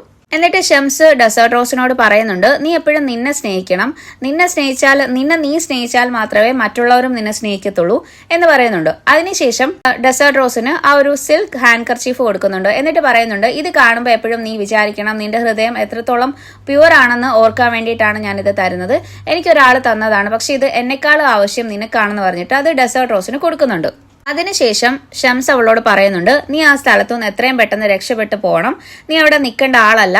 അപ്പൊ അവള് പറയുന്നുണ്ട് എനിക്ക് പോവാൻ വേറൊരു സ്ഥലം ഇല്ലാന്ന്. അപ്പോൾ ഷംസ് പറയുന്നതെന്ന് വെച്ചാല് അതൊരു പ്രശ്നമല്ല, നമ്മൾ എവിടോട്ട് എത്തുന്നു എന്നുള്ളതിനെ കുറിച്ച് ചിന്തിക്കേണ്ട കാര്യമില്ല, എപ്പോഴും നമ്മൾ ആ ഒരു ഫസ്റ്റ് സ്റ്റെപ്പ് എടുത്ത് വെക്കുക, അതിനുശേഷം നമ്മുടെ കൂടെ ദൈവം വരും, എങ്ങോട്ട് ഇനി പോകണം എന്നുള്ളത് ദൈവം നമുക്ക് വഴി കാണിച്ചു തരും എന്നിങ്ങനെ പറയുന്നുണ്ട്. അതിനുശേഷം ഷംസ് പറയുന്ന ഒരു റൂൾ എന്ന് വെച്ചാൽ do not go with the flow, be the flow. അതായത് നമ്മൾ പൊതുവെ കേട്ടിട്ടുള്ളത് ഒഴുക്കിനനുസരിച്ച് പോവുക എന്നുള്ളതാണല്ലോ. അപ്പൊ ഇതിൽ ഷംസ് പറയുന്നതെന്ന് വെച്ചാൽ നമ്മൾ ഒഴുക്കാവുക എന്നുള്ളതാണ്. അതായത് ഡെസേർട്ട് റോസിന്റെ ലൈഫിൽ അവളുടെ ലൈഫിൽ എന്ത് വന്നോ അതിനനുസരിച്ച് അവൾ ഇങ്ങനെ പോകുമായിരുന്നു. അവളുടെ ലൈഫിൽ ഓരോ പ്രശ്നം വന്നു, അവൾ അവസാനം ഇവിടെ എത്തപ്പെട്ടു, ആ ഒരു ലൈഫ് അവൾ ഇങ്ങനെ മുന്നോട്ട് പോകുകയാണ്. അപ്പൊ ഷംസ് പറയുന്നതെന്ന് വെച്ചാൽ നീ അവിടുന്ന് നിന്റെ ലൈഫ് ഇനി എങ്ങോട്ട് ഒഴുകണം എന്നുള്ളത് നീ തീരുമാനിക്കണം. അതായത് ബി ദ ഫ്ലോ, നീ ഒരു ഒഴുക്കാവുക എന്നാണ് പറയുന്നത്. അപ്പൊ ഈ ഒരു റൂള് വായിച്ച ശേഷം എല്ലയുടെ ലൈഫിൽ എല്ലയ്ക്ക് ഇത് ഭയങ്കരമായിട്ട് റിലേറ്റ് ചെയ്യാൻ പറ്റി. കാരണം അത്രയും കാലവും അവളുടെ ലൈഫ് എങ്ങനെയാണോ വന്നത് അതിനനുസരിച്ച് അവൾ ഇങ്ങനെ മുന്നോട്ട് പോകുമായിരുന്നു. അപ്പോൾ അവൾ ആലോചിച്ചപ്പം ഇനിയെങ്കിലും അവളുടെ ലൈഫ് എങ്ങോട്ട് പോകുന്നു എന്നുള്ളത് അവൾ തീരുമാനിക്കണം, ഇനി അത് എങ്ങോട്ട് ഒഴുകണം എന്നുള്ളത് അവൾ ആ ഒരു ഫ്ലോ ആവണം, ബി ദ ഫ്ലോ എന്നാണല്ലോ പറയുന്നത്. അതിന്റെ കൂടെ തന്നെ അതിന് മുന്നേ പറഞ്ഞ ഷംസിന്റെ റൂള്, അതായത് നമ്മളെ ബാക്കിയുള്ളവർ എങ്ങനെ നമ്മളെ കാണുന്നു എന്നുള്ളത് നമ്മളെ ട്രീറ്റ് ചെയ്യുന്ന പോലെ ഇരിക്കും. അപ്പൊ അവൾ ആലോചിച്ചപ്പം അവൾ ഒരിക്കലും അവളെ സ്നേഹിച്ചിട്ടില്ല, അവളിങ്ങനെ ബാക്കിയുള്ളവരെ സ്നേഹിക്കാൻ വേണ്ടി മാത്രമായിരുന്നു അവൾ ജീവിച്ചത്. അവസാനം അവൾക്കൊന്നും കിട്ടിയില്ല. അപ്പോൾ അവൾ സ്വയം സ്നേഹിക്കണം എന്നുള്ളൊരു തോന്നൽ അവൾക്ക് വരാൻ തുടങ്ങി. അതിന്റെ കൂടെ ഡേവിഡ് അവളെ ചീറ്റ് ചെയ്യുന്നതിനെ കുറിച്ച് ആലോചിക്കുന്നുണ്ട്.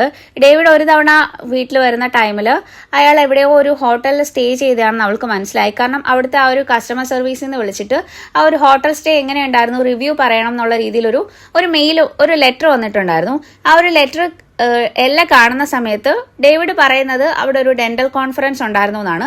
അതിനുശേഷം അവൾ ആ ഒരു ഹോട്ടലിൽ വിളിച്ച് ചോദിക്കുമ്പോൾ പറയുന്നുണ്ട് അങ്ങനെ ഒരു സംഭവം ഇല്ലായിരുന്നു എന്ന്. അങ്ങനെ ഒരുപാട് തവണയൊന്നും ഡേവിഡിനെ പിടിക്കാൻ പറ്റുന്ന രീതിയിലൊന്നും കിട്ടിയിട്ടില്ല. പക്ഷെ അവൾക്ക് പലതവണ അവസരം ഉണ്ടായിട്ടും അവളത് ചോദിച്ചിട്ടില്ല. കാര്യം എന്താണെന്ന് വെച്ചാൽ അവൾക്കത് എങ്ങനെ ഹാൻഡിൽ ചെയ്യണം എന്നറിയില്ല. അവൾക്ക് അറിയാവുന്ന ഒരു കാര്യമാണ് ഡേവിഡ് അവളെ ചീറ്റ് ചെയ്യുന്നുണ്ടെന്ന്. അതുകൊണ്ട് തന്നെ ഇത്രയും കാലം ഇതൊന്നും അറിയാത്ത പോലെയായിരുന്നു മുന്നോട്ട് പോകുന്നത്. അപ്പൊ അതിനുശേഷം അവളിങ്ങനെ കുറെ നാളിന് ശേഷം ദൈവത്തിനെ വിളിച്ച് പ്രാർത്ഥിക്കുന്നുണ്ട്. അവളിങ്ങനെ പറയുന്നുണ്ട് ഇനിയെങ്കിലും എന്റെ ലൈഫിൽ ഞാൻ എന്താ ചെയ്യേണ്ടതെന്നുള്ളത് എനിക്കൊരു നേർവഴി കാണിച്ചു തരണം എന്ന് അവൾ ദൈവത്തിനോട് പ്രാർത്ഥിക്കുന്നുണ്ട്. അതിനുശേഷം വീണ്ടും എല്ലാ ബുക്ക് വായിക്കുന്നുണ്ട്. അപ്പൊ അതിൽ ലാസ്റ്റ് പറഞ്ഞു നിർത്തിയത് ആ ഒരു ഡെസേർട്ട് റോസിനെ ഷംസ് കാണുന്നതും ആ ഒരു ഹസൻ എന്ന് പറയുന്ന ആ ഒരു ബെഗറിനെ ഷംസ് കാണുന്നതുമാണ്. അതിനുശേഷം ഷംസ് അവിടെ വെച്ച് കാണുന്ന ഒരാളാണ് സുലൈമാൻ എന്ന് പറയുന്ന ഒരു മദ്യപാനിയായിട്ടുള്ള ഒരാളാണ്. അയാളെ ആ നാട്ടിലെ ആർക്കും ഇഷ്ടമല്ല. കാരണം അയാൾ ഒരു മുസ്ലിം ആയിട്ടും അയാളിങ്ങനെ ഏത് നേരവും ഈ മദ്യശാലയിലാണ്. അതുകൊണ്ട് തന്നെ അയാളെ കണ്ടാൽ ആൾക്കാർ കല്ലെറിയുകയൊക്കെ ചെയ്യുന്നുണ്ട്. അപ്പൊ ഈ റൂമിയുടെ പ്രസംഗം കാണാൻ വന്ന ആൾക്കാരൊക്കെ അയാളെ ഉപദ്രവിക്കുന്നുണ്ട്. നേരത്തെ ഡെസേർട്ട് റോസിനെ ഉപദ്രവിച്ച ആ സെയിം സെക്യൂരിറ്റി ഗാർഡ് ബേബർ തന്നെ ഈ സുലൈമാനെയും ഒരുപാട് ഉപദ്രവിക്കുന്നുണ്ട്. അതിനുശേഷം അയാളെ ഒരു അവശനായിട്ട് ആ ഒരു റോഡിൽ ഇട്ടിട്ട് പോകുന്നുണ്ട്. അപ്പൊ അയാളെ രക്ഷിക്കാൻ വേണ്ടിയിട്ട് വരുന്നത് ഷംസ് ആണ്. ഷംസ് അപ്പൊ അയാൾക്ക് ആ ഒരു ഓയിൻമെന്റ് കൊടുത്തിട്ട് പറയുന്നുണ്ട്, നിങ്ങളുടെ ഉള്ളിൽ ഒരുപാട് മുറിവുണ്ട്, പുറമേയും ഒരുപാട് മുറിവുണ്ട്, ഇത് നിങ്ങൾക്ക് ഉപകരിക്കുമെന്ന് പറഞ്ഞിട്ട് ഷംസ് ആ ഒരു ഓയിൻമെന്റ് അയാൾക്ക് കൊടുക്കുന്നുണ്ട്. അതിനുശേഷം അയാൾ ഇങ്ങനെ പറയുന്നുണ്ട്, ഇങ്ങനെ ഒരിക്കലും ചെയ്യാൻ പാടില്ല. ഒരു മനുഷ്യനെ നമ്മളെ പോലെ അല്ല അയാള്, അല്ലെങ്കിൽ നമ്മൾ ചെയ്യുന്നത് മാത്രമാണ് ശരി എന്ന് വെച്ചിട്ട് മറ്റൊരാളെ നമ്മളിങ്ങനെ ഉപദ്രവിക്കാനൊന്നും പാടില്ല എന്നിങ്ങനെ ഷംസ് അയാളോട് പറയുന്നുണ്ട്. അത് ഷംസിന്റെ ഒരു റൂളിലുള്ളതാണ്. അപ്പൊ ഷംസ് പറയുന്നതെന്ന് വെച്ചാൽ ഓരോ ആൾക്കാരെയും ദൈവം തന്നെയാണ് പല രീതിയിൽ സൃഷ്ടിച്ചിരിക്കുന്നത്. ആ ഒരു വ്യത്യാസത്തെ നമ്മൾ മനസ്സിലാക്കാതെ അതിനെ നമ്മൾ ഡിസ്റെസ്പെക്ട് ചെയ്താൽ അത് ദൈവത്തിനെ നിന്ദിക്കുന്നതിന് തുല്യമാണെന്നാണ് ഷംസ് പറയുന്നത്. അതിനുശേഷം ഷംസ് പറയുന്ന ഒരു റൂൾ കൂടിയുണ്ട്. അതെന്ന് വെച്ചാൽ നമ്മൾ ഒരാളുടെ ഒരു അപ്പിയറൻസ് വെച്ചിട്ടോ അല്ലെങ്കിൽ ഒരാളുടെ ചെയ്യുന്ന രീതികൾ വെച്ചിട്ട് നമ്മൾ ഒരിക്കലും ജഡ്ജ് ചെയ്യാൻ പാടില്ല. അയാളുടെ ഉള്ളു നല്ലതാണോ എന്ന് മാത്രമേ നമ്മൾ നോക്കാൻ പാടുള്ളൂ. ഇതൊക്കെ കേൾക്കുന്ന ടൈമിൽ സുലൈമാന് തന്നെ ഒരു തോന്നൽ വരുന്നുണ്ട്. സുലൈമാൻ അത്രയും കാലം വിചാരിച്ചിരുന്നത് അയാള് ദൈവത്തിനാൽ ഒരു വെറുക്കപ്പെട്ട ഒരു മനുഷ്യനാണെന്നാണ്. അപ്പൊ ഷംസിന്റെ ആ ഒരു വാക്കുകൾ കേൾക്കുന്ന സമയത്ത് സുലൈമാന് തന്നെ തോന്നുന്നുണ്ട് ദൈവത്തിന് അയാളോടും സ്നേഹമുണ്ടെന്ന്. ഇനി വീണ്ടും എല്ലയുടെ കാര്യമാണ് പറയുന്നത്. എല്ല ഇപ്പൊ അസീസുമായിട്ട് ഒരുപാട് മെയിൽസ് ഒക്കെ ഷെയർ ചെയ്യാൻ തുടങ്ങി. മറ്റേത് വല്ലപ്പോഴും 1-2 മെയിലായിരുന്നു. ഇപ്പം എല്ല തന്നെ ചിന്തിക്കുമ്പോൾ എല്ല ഇപ്പം അസീസിന്റെ മെയിൽ വരാൻ വേണ്ടിയിട്ട് കാത്തിരിക്കാറുണ്ട്. അവർ ദിവസം ഒരുപാട് മെയിൽസ് അയക്കാറുണ്ട്. അപ്പോൾ അവൾ നോക്കുമ്പോൾ അവൾക്ക് ഭയങ്കര സന്തോഷമാണ് അസീസിന്റെ മെയിൽ വരുന്ന ടൈമിൽ. അസീസിന്റെ മെയിൽ ഇല്ലെങ്കിൽ അവൾ ആ ഒരു പഴയ അയച്ച മെയിൽ തന്നെ വായിച്ചുകൊണ്ടിരിക്കും. അവളിൽ തന്നെ ഒരുപാട് മാറ്റങ്ങൾ കാണാൻ തുടങ്ങി. ഇവരിങ്ങനെ സംസാരിക്കുന്ന ടൈമിൽ അസീസ് എപ്പോഴും പഠിച്ച കാര്യങ്ങളും അയാൾ യാത്രകളിലൂടെ കണ്ട കാര്യങ്ങളും അങ്ങനത്തെ കാര്യങ്ങളൊക്കെയാണ് സംസാരിക്കുന്നത്. ജീവിതത്തിനെ കുറിച്ച്, മരണത്തിനെ കുറിച്ച്, സ്നേഹത്തിനെ കുറിച്ച് അങ്ങനെയൊക്കെയാണ് അവർ സംസാരിക്കുന്നത്. ഇനി ഈ ഒരു ബുക്കിന്റെ 3rd പാർട്ടാണ് വരുന്നത്. ഈ ഒരു പാർട്ടിന്റെ പേര് വിൻഡ് എന്നാണ്. ഈ 3rd പാർട്ടിലാണ് ഷംസും റൂമിയും തമ്മിൽ മീറ്റ് ചെയ്യുന്നത്. ഷംസും റൂമിയും തമ്മിൽ മീറ്റ് ചെയ്യുന്ന സമയത്ത് റൂമി കുറെ ആൾക്കാരുടെ ഇടയിലാണ് റൂമിയുടെ കുതിരയായിട്ട് നിൽക്കുകയാണ്. അപ്പൊ റൂമിയുടെ കുതിര കുറച്ച് ഡിസ്റ്റർബ്ഡ് ആണ്. ആ ഒരു ടൈമിലാണ് ആ ഒരു രീതിയിലോട്ട് ഷംസ് കയറി വരുന്നത്. അപ്പൊ ഷംസ് വന്നിട്ട് റൂമിയുടെ കുതിരയുടെ ചെവിയിൽ എന്തോ സംസാരിക്കുന്നു.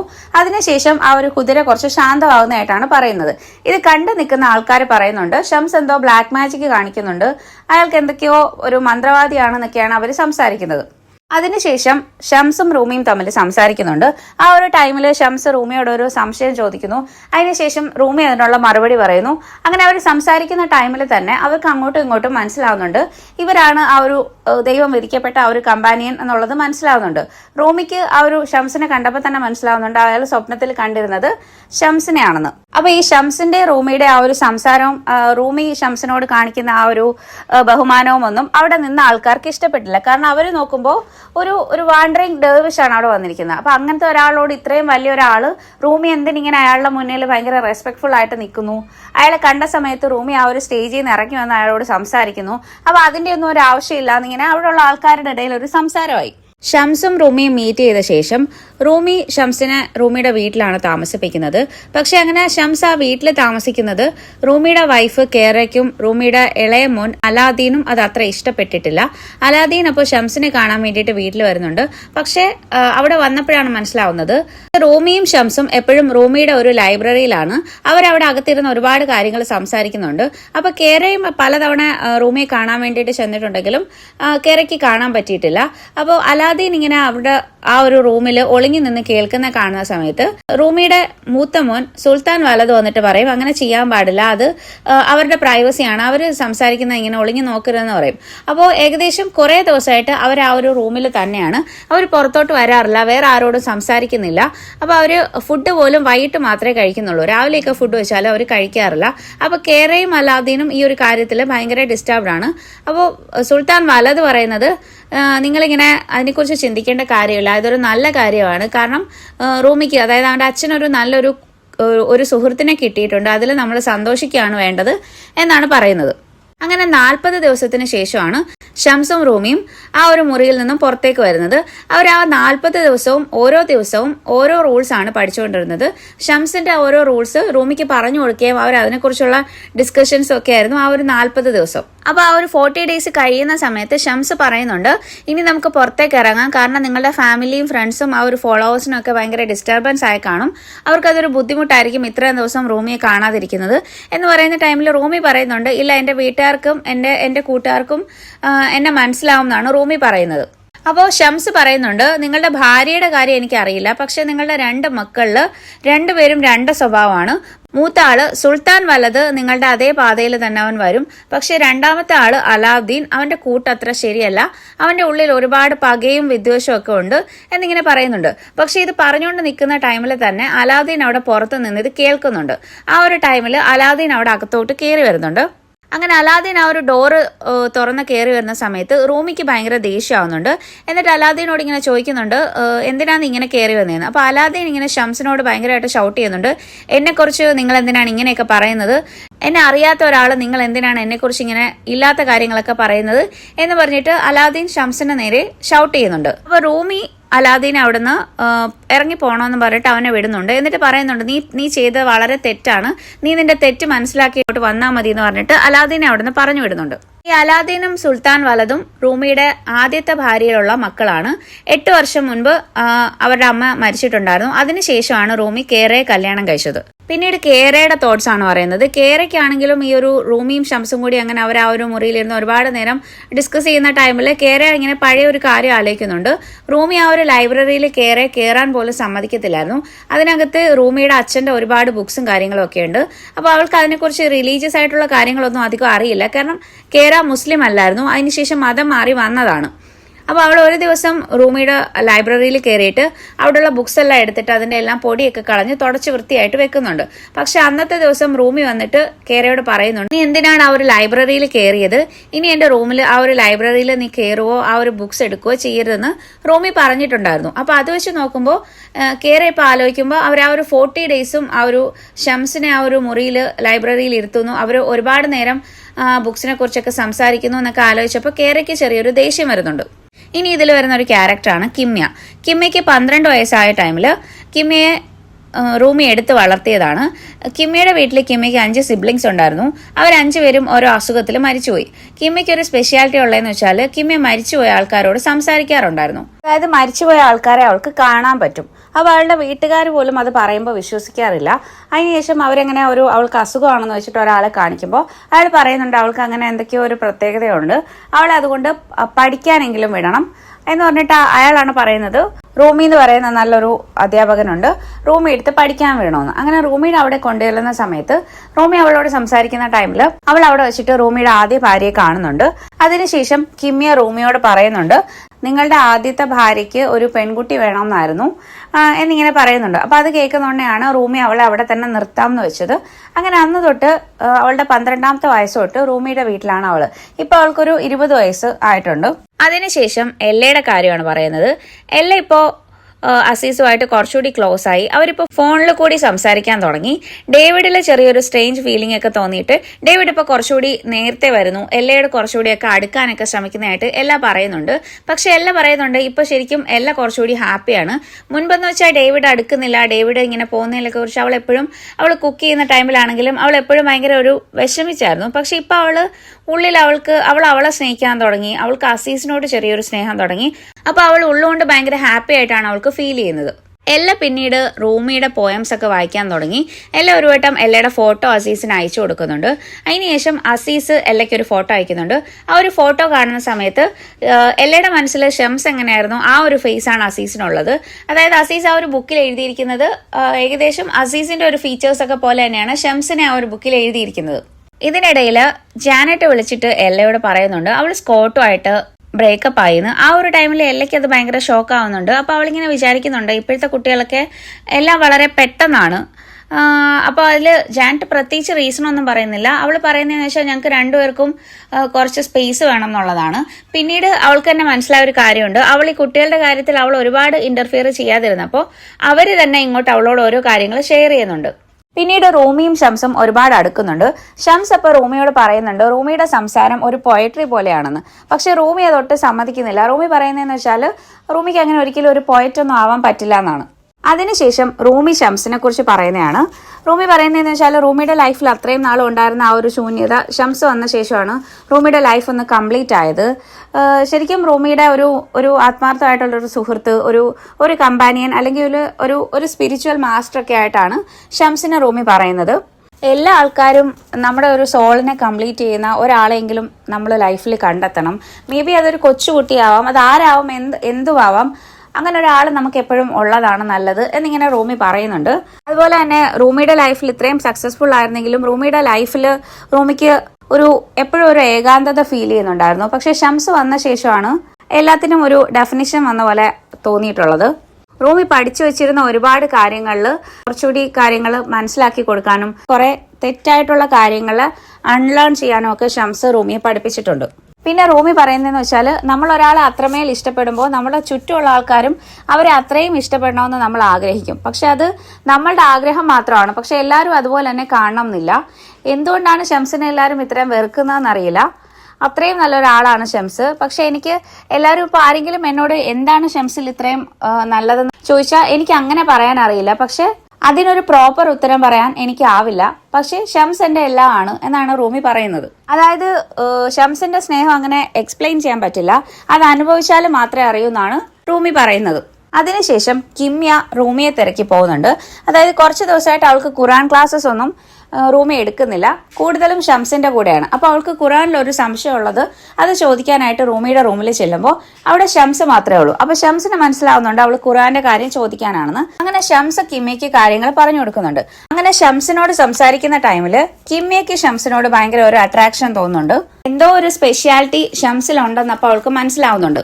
അതിനുശേഷം റൂമിയുടെ മക്കൾ സുൽത്താൻ വലതും അലാദീനും കൂടി സംസാരിക്കുകയാണ്. അപ്പൊ അലാദീന് ഷംസിനോട് ഭയങ്കര ദേഷ്യമുണ്ട്. അപ്പൊ സുൽത്താൻ വലത് പറയുന്നുണ്ട് നീ ഇങ്ങനെ ചിന്തിക്കരുത്, നമ്മുടെ വാപ്പയുടെ ഒരു ഫ്രണ്ട് മാത്രമാണത്, കുറച്ചു നാൾ കഴിയുമ്പോഴത്തേക്കും ഈ ഒരു സിറ്റുവേഷനൊക്കെ പഴയ പോലെയാകും. അപ്പൊ അലാദീൻ പറയുന്നത് ഇനി ആരും റൂമിയെടുത്ത് കുട്ടികളെ പഠിക്കാനൊന്നും വിടില്ല, എല്ലാവരും ഭയങ്കര നെഗറ്റീവാണ് പറയുന്നത്, റൂമിയുടെ ആ ഒരു ഉള്ള പേര് എല്ലാം പോയി എന്നാണ് പറയുന്നത്. അപ്പോൾ വലത് പറയുന്നുണ്ട് അങ്ങനെയൊന്നും വരില്ല, ഷംസ് ഒരു പ്രശ്നക്കാരനല്ല എന്നാണ് വലത് പറയുന്നത്. റൂമിയും ഷംസും കൂടി സംസാരിക്കുന്നതാണ് പിന്നീട് പറയുന്നത്. അപ്പോൾ ഷംസ് റൂമിയോട് പറയുന്നതെന്ന് വെച്ചാൽ റൂമി അത്രയും ഫേമസ് ആയിട്ടുള്ള ഒരാളായതുകൊണ്ട് തന്നെ സാധാരണക്കാരായ ആൾക്കാരുടെ ജീവിതത്തെക്കുറിച്ച് റൂമിക്ക് അത്ര അറിയില്ല. അപ്പോൾ അവരെക്കുറിച്ചും റൂമി പഠിക്കണം എന്നുള്ളതാണ് ഷംസ് പറയുന്നത്. പിന്നീട് ഷംസ് ഒരു റൂള് പറയുന്നതെന്ന് വെച്ചാൽ നമ്മൾ ആരെക്കുറിച്ചും ഗോസിപ്പ് ഒന്നും പറയാൻ പാടില്ല. ഒരാളുടെ പിന്നിൽ നിന്നും നമ്മൾ അയാളെക്കുറിച്ച് മോശമായിട്ട് സംസാരിക്കാൻ പറയില്ല. നമ്മൾ ഒരാളെക്കുറിച്ച് നല്ലത് പറഞ്ഞാലും മോശം പറഞ്ഞാലും അതിൻ്റെ അവസാനം നമുക്ക് തന്നെയാണ് അതിൻ്റെ ഒരു ഇത് വരുന്നത് എന്ന് പറഞ്ഞിട്ട് സംസാരിക്കുന്നുണ്ട്. അതിനുശേഷം ഷംസ് റൂമിയോട് പറയുന്നുണ്ട് ഒരു ദിവസം റൂമിയുടെ ഒരു വോയിസ് ഒരു സ്നേഹത്തിന്റെ ഒരു വോയിസ് ആയിട്ട് ഭാവിയിൽ വരുമെന്ന് പറയുന്നുണ്ട്. അതുപോലെ തന്നെ റൂമിയുടെ വായിൽ നിന്നും വരുന്ന ഓരോ വാക്കുകൾ കേൾക്കാൻ വേണ്ടിയിട്ട് ആൾക്കാർ കൊതിക്കുന്ന ഒരു ടൈം വരുമെന്ന് പറയും. അപ്പോൾ റൂമി ചോദിക്കുന്നത് എങ്ങനെയാണ് എൻ്റെ ഈ ഒരു ലെക്ചേഴ്സ് അല്ലെങ്കിൽ ആ ഒരു പ്രസംഗമൊക്കെ വെച്ചിട്ടാണോ? അപ്പം ഷംസ് പറയുന്നത് പ്രസംഗമല്ല, പോയട്രി ആണെന്ന്. അപ്പോൾ റൂമി പറയുന്നതെന്ന് വെച്ചാൽ എനിക്ക് പോയട്രി എഴുതാനൊന്നും അറിയില്ല എന്നാണ്. ഭാവിയിൽ ലോകം മുഴുവൻ അറിയുന്ന ഒരു ലവ് പോയറ്റായിട്ട് റൂമി മാറും എന്നാണ് ഷംസ് പറയുന്നത്. അപ്പോൾ റൂമി പറയുന്നുണ്ട് ഷംസ് എൻ്റെ കൂടെ ഉണ്ടെങ്കിൽ ഒരു പക്ഷേ എനിക്ക് എന്തും ആവാൻ പറ്റുമെന്ന്. അപ്പോൾ ഷംസ് പറയുന്നുണ്ട് എനിക്ക് എപ്പോഴും ഞാൻ കൂടെ തന്നെ കാണുമെന്ന് വിചാരിക്കരുതെന്ന്. അപ്പോൾ ആ ഒരു ഷംസ് കൂടെ കാണില്ല എന്ന് പറയുന്ന ആ ഒരു സമയത്ത് തന്നെ റൂമിക്ക് അതിനെക്കുറിച്ച് ആലോചിക്കുമ്പോൾ ഭയങ്കര വിഷമം തോന്നുന്നുണ്ട്. പിന്നീട് എല്ലയുടെയും അസീസിൻ്റെയും കാര്യമാണ് പറയുന്നത്. അസീസിൻ്റെ പഴയ കാര്യങ്ങളൊക്കെ അസീസ് എല്ലയോട് പറയുന്നു. അസീസ് 20ാമത്തെ വയസ്സിൽ മാർഗോട്ട് എന്ന് പറയുന്ന ഒരു സ്ത്രീയെ കല്യാണം കഴിച്ചിരുന്നു. അസീസിനേക്കാളും 8 വയസ്സ് പ്രായം കൂടുതലുള്ളതായിരുന്നു. പക്ഷെ അവരുടെ കല്യാണം കഴിഞ്ഞ് അവരുടെ ജീവിതം മുന്നോട്ട് പോകുന്നതിനിടയിൽ ഒരു അപകടത്തിൽ മാർഗോട്ട് മരിച്ചു പോകുന്നുണ്ട്. അതിനുശേഷം അസീസ് ഭയങ്കര ഡിപ്രസ്ഡ് ആവുന്നു. പിന്നീട് കുറെ മോശമായിട്ടുള്ള കൂട്ടുകെട്ടുകളിലൊക്കെ അസീസ് പോയിട്ട് അസീസിന്റെ ലൈഫ് ഫുള്ള് നശിച്ചു പോകുന്നു. അസീസ് വേണ്ടാത്ത ഒരുപാട് അഡിക്ഷൻസിലോട്ടൊക്കെ പോയിട്ട് അസീസിന്റെ ലൈഫിൽ ജോലി പോയി, കൂട്ടുകാർ പോയി, എല്ലാം നഷ്ടപ്പെട്ട് നിൽക്കുന്ന ഒരു സമയത്താണ് അസീസ് ഒരു കൂട്ടം സൂഫി ആൾക്കാരെ കാണുന്നത്. ആ ഒരു ഗ്രൂപ്പിൽ അസീസിന് ഒരു മാസ്റ്ററിനെ കിട്ടുന്നു. ആ മാസ്റ്റർ വഴിയാണ് അസീസ് സൂഫിസത്തിനെ കുറിച്ച് കൂടുതൽ അറിയുന്നതും ഷംസിനെ കുറിച്ച് അറിയുന്നതും റൂമിയെ കുറിച്ച് അറിയുന്നതും. അതിനുശേഷമാണ് അവരോടുള്ളൊരു അഡ്മിറേഷൻ അസീസിന് വരുന്നതും. പിന്നീട് അസീസ് ആ ഒരു സൂഫിസം ഫോളോ ചെയ്യുവാണ് ചെയ്യുന്നത്. പിന്നീട് ആ സ്റ്റോറിയുടെ ബാക്കിയാണ് വായിക്കുന്നത്. അപ്പോൾ അതിൽ പറയുന്നതെന്ന് വെച്ചാൽ ഇനി ഡെസേർട്ട് റോസിൻ്റെ കാര്യമാണ്. ഡെസേർട്ട് റോസിനെ കാണാൻ വേണ്ടിയിട്ട് ബേബർ വീണ്ടും ആ ഒരു ബ്രോത്തലിൽ വരുന്നു. അപ്പോൾ അവിടെ വെച്ചിട്ട് ഡെസേർട്ട് റോസ് പറയുന്നുണ്ട് ഷംസ് അവളെ അവിടെ കാണാൻ വരാറുണ്ടെന്ന്. അപ്പോൾ ഷംസ് വരുന്നത് ആരും കാണാറില്ല. ഷംസിന് എന്തൊക്കെയോ ഒരു സൂപ്പർ പവേഴ്സ് ഉള്ള പോലെയാണ് പറയുന്നത്. ഇതിനിടയിൽ പല അങ്ങനത്തെ ഓരോ ചെറിയ ചെറിയ സൂപ്പർ പവേഴ്സൊക്കെ ഷംസ് കാണിക്കുന്ന പല കാര്യങ്ങളും ഉണ്ട്. ഞാനിതിൽ ഒരുപാട് മിസ് ചെയ്തിട്ടുണ്ട്. എക്സാമ്പിൾ ഷംസ് റൂമിയുടെ ബുക്സൊക്കെ എടുത്ത് വെള്ളത്തിലിടുന്നതും ആ ഒരു ടൈമിൽ കേര ഷംസിനോട് വഴക്കിടുന്നതും. പക്ഷെ ആ സ്പോട്ടിൽ തന്നെ ആ ബുക്കിനൊന്നും ഒരു പോറലും ഏൽക്കാതെ ഷംസിൻ്റെ കയ്യിൽ നിന്നും വീണ്ടും ആ ബുക്സൊക്കെ എടുക്കുന്ന അങ്ങനത്തെ ചെറിയ ചെറിയ ഓരോ സൂപ്പർ നാച്ചുറൽ പവേഴ്സ് ഷംസിനുണ്ട്. അപ്പോൾ ഷംസ് അവിടെ വരുന്നത് അവിടെയുള്ള ആരും കാണാറില്ല. ഷംസ് അവളോട് സംസാരിക്കുന്നതെന്ന് വെച്ചാൽ അവളിവിടെ നിന്ന് രക്ഷപ്പെട്ട് പോകണം, നീ ഇങ്ങനെ പാസ്റ്റിനെ കുറിച്ചോ ഇനി ഭാവി എന്താവും എന്നുള്ളതിനെ കുറിച്ചോ ആലോചിക്കേണ്ട, ഇപ്പോൾ നമ്മൾ ലിവ് ഇൻ ദ പ്രസന്റ് എന്ന് പറയുമല്ലോ. അതിനുശേഷം ഷംസ് അങ്ങനെ വന്നിട്ടുണ്ടെന്ന് ബേബറിനോട് പറയുന്നുണ്ട്. അപ്പോൾ അത് കേൾക്കുന്ന ടൈമിൽ ബേബറിന് ഭയങ്കര ദേഷ്യം വരുന്നുണ്ട്. അതിനുശേഷം ബേബർ ഡെസേർട്ട് റോസിനെ ഒരുപാട് ഉപദ്രവിക്കുന്നുണ്ട്. അവളെ അടിച്ചാവശ്യമാക്കിയിട്ടാണ് ബേബർ അവിടുന്ന് പോകുന്നത്. അതിനുശേഷം ഷംസിൻ്റെ ഒരു തോട്ടാണ് ഇങ്ങനെ പറയുന്നത്. ഷംസ് പറയുന്നതെന്ന് വെച്ചാൽ റൂമിക്ക് ഇപ്പോൾ ഷംസ് വന്ന ശേഷം റൂമിയുടെ ലൈഫിൽ ഒരുപാട് പ്രശ്നങ്ങളൊക്കെ വന്നിട്ടുണ്ട്. പക്ഷേ ഇതെല്ലാം റൂമിയുടെ ലൈഫിൽ നല്ലതിന് വേണ്ടിയിട്ടുള്ള കാര്യങ്ങളാണ്. ഇതെല്ലാം സഹിച്ചാൽ മാത്രമേ നമുക്ക് അവസാനം ഒരു നല്ലത് വരത്തുള്ളൂ. ഷംസിന് റൂമിയുടെ ഈ ഒരു ആൾക്കാരുടെ ഇടയിൽ റൂമിയുടെ ആ ഒരു റെപ്യൂട്ടേഷനൊക്കെ പോകുന്നതിൽ ഒരു ഭയങ്കര ഒരു വിഷമമുണ്ട്. പക്ഷേ ഇതെല്ലാം സഹിക്കേണ്ടത് റൂമിയുടെ ലൈഫിൽ നല്ലതിന് വേണ്ടിയിട്ടാണെന്നാണ് ഷംസ് പറയുന്നത്. ഡെസേർട്ട് റോസ് പിന്നീട് ആ ഒരു ബ്രോത്തിൽ വിട്ട് അവിടെ നിന്ന് രക്ഷപ്പെട്ട് പോകുന്നതായിട്ടാണ് പറയുന്നത്.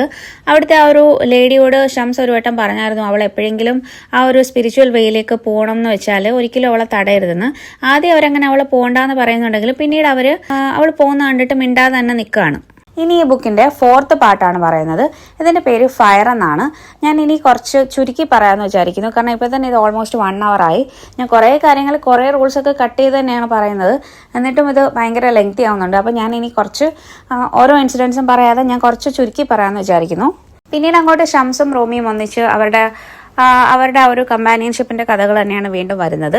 അതിൽ ഷംസ് റൂമിയെ ഒരുപാട് കാര്യങ്ങൾ പഠിപ്പിക്കുന്നതും ഷംസ് ഈ ഒരു റൂമിയെ കോമൺ പീപ്പിൾസിൻ്റെ ഇടയിലേക്ക് വിടുന്നതും അവരെക്കുറിച്ച് പഠിക്കാൻ വേണ്ടിയിട്ട് റൂമിയോട് പറയുന്നതും. അതിനിടയിൽ ഒരു ഇൻസിഡൻറ്റിൽ റൂമിയോട് ഷംസ് ഒരു മദ്യശാലയിൽ പോയിട്ട് ഒരു വൈൻ വാങ്ങിക്കാൻ പറയുന്നുണ്ട്. റൂമി അതിന് ചെയ്യുന്നുമുണ്ട്. പക്ഷേ ആ ഒരു ടൈമിൽ അവിടെയുള്ള ആൾക്കാരൊക്കെ റൂമി ഒരുപാട് ജഡ്ജ് ചെയ്യുന്നുണ്ട്. പക്ഷേ ഷംസ് ഓരോന്ന് ചെയ്യുന്നതിലും അതിൻ്റേതായിട്ടുള്ള ഓരോ ഷംസിൻ്റേതായിട്ടുള്ള ഓരോ റീസൺസും ഓരോ റൂൾസും അവിടെ പറയുന്നുണ്ട്. അപ്പോൾ റൂമി അത് ഷംസിനെ വിശ്വസിച്ചിട്ട് ഷംസ് പറയുന്നതെല്ലാം ചെയ്യാൻ തയ്യാറാകുന്നുണ്ട്. അതിനുശേഷം അലാദീൻ ഷംസിനോട് റൂമിയോട് വന്നിങ്ങനെ അതിൻ്റെ പേരിൽ പ്രശ്നം ഉണ്ടാക്കുന്നുണ്ട്. അപ്പോൾ ആ ഒരു ടൈമിൽ അലാദീൻ റൂമിയോട് ഭയങ്കര മോശമായിട്ട് സംസാരിക്കുമ്പോൾ ഷംസ് അലാദീനോട് പറയുന്നുണ്ട് ഇങ്ങനെ ഒരിക്കലും നിൻ്റെ അച്ഛനോട് സംസാരിക്കാൻ പാടില്ല എന്ന്. അതിനുശേഷം അവിടെ വെച്ചിട്ട് റൂമിയും അലാദീനും കൂടി വഴക്കിടുന്നു. പിന്നീട് അലാദീൻ വീണ്ടും അവിടുന്ന് ആ വീട്ടിൽ നിന്ന് പോവുകയാണ് ചെയ്യുന്നത്. പിന്നീട് എല്ലയുടെ ലൈഫിൽ നടക്കുന്നതാണ്. എല്ലയോട് ഡേവിഡ് പറയുന്നു നമുക്ക് പുറത്ത് പോയിട്ട് ഒരു ദിവസം റെസ്റ്റോറൻറ്റിൽ പോയിട്ട് ഫുഡ് കഴിക്കാമെന്ന് പറയുന്നു. അങ്ങനെ അവർ പോകുന്ന ടൈമിൽ അവിടെ വെച്ചിട്ട് ഡേവിഡ് എല്ലയോട് സംസാരിക്കുന്നുണ്ട്. നീ ഇപ്പോൾ റൂമിയുടെ പോയംസ് ഒക്കെ കാണുന്നുണ്ടോയെന്ന്. അപ്പോൾ എല്ല പറയുന്നുണ്ട് ഞാൻ വായിക്കുന്ന ആ ഒരു ബുക്ക് റൂമിയുടെയും ഷംസിൻ്റെയാണ്, അപ്പോൾ അതുകൊണ്ടാണെന്ന്. അപ്പോൾ ഡേവിഡ് പറയുന്നുണ്ട് എനിക്ക് എല്ലാ കാര്യങ്ങളും അറിയാം, നിന്റെ മെയിലൊക്കെ ഞാൻ ചെക്ക് ചെയ്തപ്പോൾ നീ ആ ഒരു ഓതറുമായിട്ടൊക്കെ സംസാരിക്കുന്നതൊക്കെ ഞാൻ കണ്ടിട്ടുണ്ട്, നിന്റെ അഫെയറിനെ പറ്റിയൊക്കെ എനിക്കറിയാം. പക്ഷേ അതൊന്നും എനിക്ക് പ്രശ്നമല്ല, ഞാനതൊക്കെ ക്ഷമിക്കാൻ തയ്യാറാണ്, ഇനി അങ്ങനെയൊന്നും ഉണ്ടാവരുതെന്നൊക്കെ പറഞ്ഞിട്ട് ഡേവിഡ് പറയുന്നുണ്ട്. അപ്പോൾ ആ ഒരു ടൈമിൽ എല്ലാം തിരിച്ചു ചോദിക്കുന്നുണ്ട് അപ്പോൾ ഇത്രയും നാൾ നിങ്ങൾ ചെയ്ത കാര്യങ്ങളോ, എനിക്കും അതെല്ലാം അറിയാം, ഞാനും അതെല്ലാം കണ്ടില്ല എന്ന് വെക്കണം എന്നാണോ വിചാരിക്കുന്നതെന്ന് ചോദിക്കുന്നുണ്ട്. അപ്പോൾ ഡേവിഡ് എല്ലയോട് ചോദിക്കുന്നുണ്ട് അപ്പോൾ നീ എന്നോടുള്ള വാശിക്കാണോ അല്ലെങ്കിൽ എന്നോടുള്ള ഒരു പ്രതികാരത്തിൻ്റെ പേരിലാണോ അയാൾക്ക് ഇങ്ങനെ മെസ്സേജ് അയക്കുന്നത് എന്ന് ചോദിക്കുന്നുണ്ട്. അപ്പോൾ എല്ല പറയുന്നുണ്ട് എനിക്കൊരു പ്രതികാരവും ഇല്ല, എനിക്ക് അസീസിനോട് സ്നേഹം മാത്രമേ ഉള്ളൂ, എനിക്ക് അസീസിനെ ഇഷ്ടമാണ്, അതുകൊണ്ടാണ് ഞാൻ അയാൾക്ക് മെസ്സേജ് അയക്കുന്നതെന്ന് പറയുന്നുണ്ട്. അതിനുശേഷം ഡേവിഡ് കുറേ എല്ലയോട് സംസാരിക്കുന്നുണ്ടെങ്കിലും എല്ല ഒട്ടും കൺവിൻസ്ഡ് ആവുന്നില്ല. പിന്നെ അതിനുശേഷം അവർ തിരിച്ച് വീട്ടിൽ പോകുന്നതായിട്ടാണ് പറയുന്നത്. അതിനുശേഷം എല്ലാ അസീസിനൊരു മെയിൽ അയക്കുന്നുണ്ട്. അപ്പോൾ അതിൽ അവൾ പറയുന്നുണ്ട് അവളുടെ ലൈഫിൽ ഒരുപാട് ചേഞ്ചസ് അസീസ് വന്ന ശേഷം ഉണ്ടായിട്ടുണ്ട്. ആദ്യമൊക്കെ ആ ഒരു സ്റ്റോറിയോടുള്ള ഒരു ഇഷ്ടമായിരുന്നു, പിന്നീട് അത് അസീസിനെ ഇപ്പോൾ അവൾക്ക് അസീസിനോട് ഇഷ്ടമാണെന്ന് അവൾ ഓപ്പൺലി അഡ്മിറ്റ് ചെയ്യുന്നുണ്ട്. എന്നിട്ട് അവൾ പറയുന്നുണ്ട് ഇതിപ്പം ഞാൻ പറഞ്ഞില്ലെങ്കിൽ ചിലപ്പോൾ ഞാനിത് ഇനി അങ്ങോട്ട് പറയണമെന്നേ ഇല്ല, കാരണം എനിക്ക് എൻ്റെ ഉള്ളിലുള്ള കാര്യങ്ങൾ പറയാതെ ഒന്നും ഇല്ലാത്ത പോലെ നടക്കാൻ ഞാൻ ഒരുപാട് പഠിച്ചിട്ടുണ്ട്. അപ്പം എനിക്ക് എൻ്റെ ലൈഫിൽ അങ്ങനെ ആവരുത്, ഇനിയെങ്കിലും എനിക്ക് എൻ്റെ ഉള്ളിലുള്ള കാര്യങ്ങൾ പറയണം എന്നുണ്ട്. അതുകൊണ്ടാണ് ഞാനിത് പറയുന്നത് എന്ന് പറഞ്ഞിട്ട് അവൾ അസീസിനൊരു മെയിൽ അയക്കുന്നുണ്ട്. എല്ലാം വീണ്ടും അങ്ങനെ ആ ബുക്ക് വായിക്കാൻ സ്റ്റാർട്ട് ചെയ്തു. അപ്പോൾ അതിൽ പിന്നീട് പറയുന്നത് ഡെസേർട്ട് റോസ് ഷംസിനെ തിരക്കി റൂമിയുടെ വീട്ടിൽ വരുന്നതായിട്ടാണ്. പിന്നീട് റൂമിയുടെ വീട്ടിൽ ഡെസേർട്ട് റോസിന് താമസിക്കാനായിട്ട് ഒരു റൂം കൊടുക്കുന്നതായിട്ടാണ് പറയുന്നത്. അതിനുശേഷം ഇതിൽ ഒരു സൂഫി ഡാൻസിന്റെ കാര്യമാണ് പറയുന്നത്. അതായത് ഷംസിന്റെ കൂടെ നിന്നിട്ട് റൂമി ആ ഒരു സൂഫിസത്തിനെ കുറിച്ച് പഠിക്കുകയും സൂഫി ഡാൻസിന്റെ കാര്യങ്ങളൊക്കെ പഠിക്കുകയും റൂമി കേരയെ അവരുടെ ഒരു സൂഫി ഡാൻസ് കാണാൻ വേണ്ടിയിട്ട് ഇൻവൈറ്റ് ചെയ്യുന്നതായിട്ടാണ് പറയുന്നത്. അപ്പോൾ കേര പറയുന്നുണ്ട് അത് നിങ്ങളൊരു ഇസ്ലാമിക് സ്കോളർ അല്ലേ, ഇങ്ങനത്തെ എന്റർടൈൻമെന്റ്സ് ഒന്നും പാടില്ലല്ലോ എന്ന് പറയുന്നുണ്ട്. അതിനുശേഷം അവർ പറയുന്നുണ്ട് ഇത് എല്ലാ ആൾക്കാർക്കും ഇത് ഇഷ്ടപ്പെടണം എന്നില്ല. അപ്പൊ ഷംസ് പറയുന്നുണ്ട് എല്ലാ ആൾക്കാർക്കും ഇഷ്ടപ്പെടുന്ന കാര്യം മാത്രം നമുക്ക് ചെയ്യാൻ പറ്റില്ല, ഈവൻ ദൈവത്തിനെ പോലും എല്ലാ ആൾക്കാരും വിശ്വസിക്കാറില്ല. അതിനുശേഷം അവരുടെ ആ ഒരു പെർഫോമൻസിന്റെ ദിവസം എത്തുന്നുണ്ട്. അധികം ആരും കാണില്ല എന്ന് വിചാരിച്ചിട്ട് പക്ഷെ അത് കാണാൻ വേണ്ടിയിട്ട് ഒരുപാട് ആൾക്കാർ വന്നിട്ടുണ്ടായിരുന്നു. കാരണം റൂമിയോടിപ്പം റൂമിക്ക് എതിരായിട്ട് ഒരുപാട് ആൾക്കാർ തിരിഞ്ഞിട്ടുണ്ട്. പക്ഷെ അങ്ങനെയുള്ള ആൾക്കാർ പോലും അവിടെ എന്താണ് നടക്കുന്നതെന്ന് അറിയാൻ വേണ്ടിയിട്ട് അവിടെ ഒരുപാട് ആൾക്കാർ കൂടിയിട്ടുണ്ടായിരുന്നു. അങ്ങനെ അതിനുശേഷം അവിടെ ആ ഒരു സൂഫി ഡാൻസ് ആണ് നടക്കുന്നത്. സൂഫി ഡാൻസ് നമ്മൾ കണ്ടിട്ടുള്ള പോലെ തന്നെ അവർ ആ ഒരു വൈറ്റ് സ്കേർട്ടൊക്കെ ഇട്ടിട്ട് കറങ്ങിക്കൊണ്ട് ചെയ്യുന്ന ആ ഒരു ഡാൻസ് ആണ്. അപ്പൊ അതിന് പറയുന്നത് സെമ എന്നാണ്. അതിൽ ഒരു കൈ ആകാശത്തിലേക്കും ഒരു കൈ ഭൂമിയിലേക്കും എന്നിട്ട് അങ്ങനെ വെച്ചിട്ട് ഇത് കറങ്ങുന്ന രീതിയിലാണ് പറയുന്നത്. അപ്പൊ ഇതിൽ കുറച്ചുകൂടി ഡീറ്റെയിൽ ആയിട്ട് പറയുന്നുണ്ട്. റൂമിയാണ് ആ ഒരു സ്റ്റേജിൽ വരുന്നത്. അതിനുശേഷം പിന്നെ റൂമിയുടെ കൂടെ ഒരു 6 അനുയായികൾ കൂടി വരുന്നുണ്ട്. അതിനുശേഷമാണ് ഷംസ് വരുന്നത്. ഷംസ് വന്നിട്ട് പെർഫോമൻസ് നടത്തുന്നുണ്ട്. അപ്പോൾ അതിങ്ങനെ ഭയങ്കര സ്പീഡിലാണ് അവർ കറങ്ങുന്നത്. അതിനുശേഷം അവസാനം ആ ഒരു പാട്ട് തീരുന്നതോടുകൂടി അവർ സ്ലോലി അത് എൻഡ് ചെയ്യുന്നു. അപ്പോൾ ആ ഒരു പ്രോഗ്രാം കണ്ടിട്ട് അവിടെ ഇരുന്ന ആൾക്കാരെല്ലാം ഭയങ്കരമായിട്ട് അതിൽ ഇഷ്ടപ്പെടുന്നുണ്ട്. അവർ ആ ഒരു ഡാൻസ് കണ്ട് അതിലിങ്ങനെ ഭയങ്കര ലയിച്ചിരിക്കുന്നതായിട്ടാണ് പറയുന്നത്. ഷംസിനെയും റൂമിയെയും ഇഷ്ടപ്പെടാതെ വന്ന ആൾക്കാർക്ക് പോലും ആ ഒരു പ്രോഗ്രാം കണ്ട് അവരതിൽ അത്രയും ഇൻട്രസ്റ്റഡ് ആയിട്ട് അവരത് കണ്ടിരുന്ന് പോകുന്നുണ്ട്. ആ ഒരു പ്രോഗ്രാമിന് ശേഷം അവിടെ അത് കാണാൻ വേണ്ടിയിട്ട് അവിടുത്തെ ഒരു അത്യാവശ്യം ഫേമസ് ആയിട്ടുള്ള ഒരു റൂളർ അവിടെ വന്നിട്ടുണ്ടായിരുന്നു. അപ്പോൾ അയാൾ അതിന് ശേഷം അവർക്ക് പൈസ കൊടുക്കുന്നുണ്ട്. അപ്പോൾ ഷംസ് പറയുന്നുണ്ട് ഞങ്ങൾ ഒരിക്കലും ഇത് പൈസയ്ക്ക് വേണ്ടിയിട്ട് ചെയ്തതല്ലാന്ന് വെച്ചിട്ട് ആ ഒരു പൈസ വേണ്ടാന്ന് പറയുന്നുണ്ട്. പക്ഷെ അതപ്പോൾ ആൾക്കാരുടെ ഇടയിൽ അതൊരു നെഗറ്റീവായിട്ട് വരാൻ തുടങ്ങി. അത്രയും വലിയ ആളുടെ കയ്യിൽ നിന്ന് അങ്ങനെ വാങ്ങിച്ചില്ല, അയാളെ അവർ നിന്ദിച്ചു എന്നുള്ള രീതിയിൽ വരുന്നുണ്ട്. അപ്പോൾ അതിനുശേഷം ഷംസ് വീട്ടിലെത്തിയതിനു ശേഷം ഷംസ് ഇങ്ങനെ ആലോചിക്കുമ്പോൾ റൂമി ഷംസ് കാരണം റൂമിയുടെ ഒരുപാട് കാര്യങ്ങളിൽ റൂമിക്ക് ബുദ്ധിമുട്ടുണ്ടാവുന്നുണ്ട് എന്നൊക്കെ ഷംസ് വിചാരിക്കുന്നുണ്ട്. പക്ഷെ ഷംസ് വിചാരിച്ച കാര്യങ്ങളൊക്കെ നടന്നു. കാരണം റൂമിയിൽ ഒരുപാട് മാറ്റങ്ങൾ വരുത്തണം എന്നുണ്ടായിരുന്നു. റൂമിയെ ഒരുപാട് കാര്യങ്ങൾ പഠിപ്പിക്കണം എന്നുണ്ടായിരുന്നു. റൂമിയെ കുറച്ചുകൂടി നല്ല ഒരു മനുഷ്യനാക്കണം എന്നായിരുന്നു ഷംസിന്. റൂമിയിലെ ഒരു പോയട്രി ഒക്കെ ഇപ്പൊ ഷംസ് വന്ന ശേഷം റൂമി അതിലും കുറച്ചൊക്കെ കവിതകളൊക്കെ റൂമിയുടെ ഉള്ളിൽ നിന്നും വരാൻ തുടങ്ങിയിട്ടുണ്ട്. അപ്പൊ ഷംസ് ഇങ്ങനെ മനസ്സിൽ വിചാരിക്കുമ്പോൾ ഇപ്പൊ എന്റെ ഇവിടെ ആ ഒരു കോന്നിയിൽ വരുന്നതിന്റെ ആ ഒരു ഉദ്ദേശം ഇപ്പം ഒരുവിധം കഴിഞ്ഞു. അപ്പൊ ഇനി ഞാനിവിടെ നിൽക്കണ്ട, ഞാൻ ഇവിടുന്ന് പോവാൻ സമയമായി എന്ന് ഷംസ് ഇങ്ങനെ വിചാരിക്കുന്നുണ്ട്. അപ്പൊ ഷംസ് പറയുന്നതെന്ന് വെച്ചാൽ ഇപ്പം റൂമി ഒരു പ്യുവർ ആയിട്ടുള്ള ഒരു സൂഫി ആയിട്ട് മാറിയിട്ടുണ്ട്. അതുപോലെ തന്നെ എല്ലാ ഒരു ലവ് സ്റ്റോറി ആയാലും ഒരു ഫ്രണ്ട്ഷിപ്പിന്റെ സ്റ്റോറി ആയാലും അതിൽ നമ്മൾ വിചാരിക്കാത്ത പല പല ട്രാൻസ്ഫോർമേഷൻസും നമ്മുടെ ഉള്ളിൽ വരും.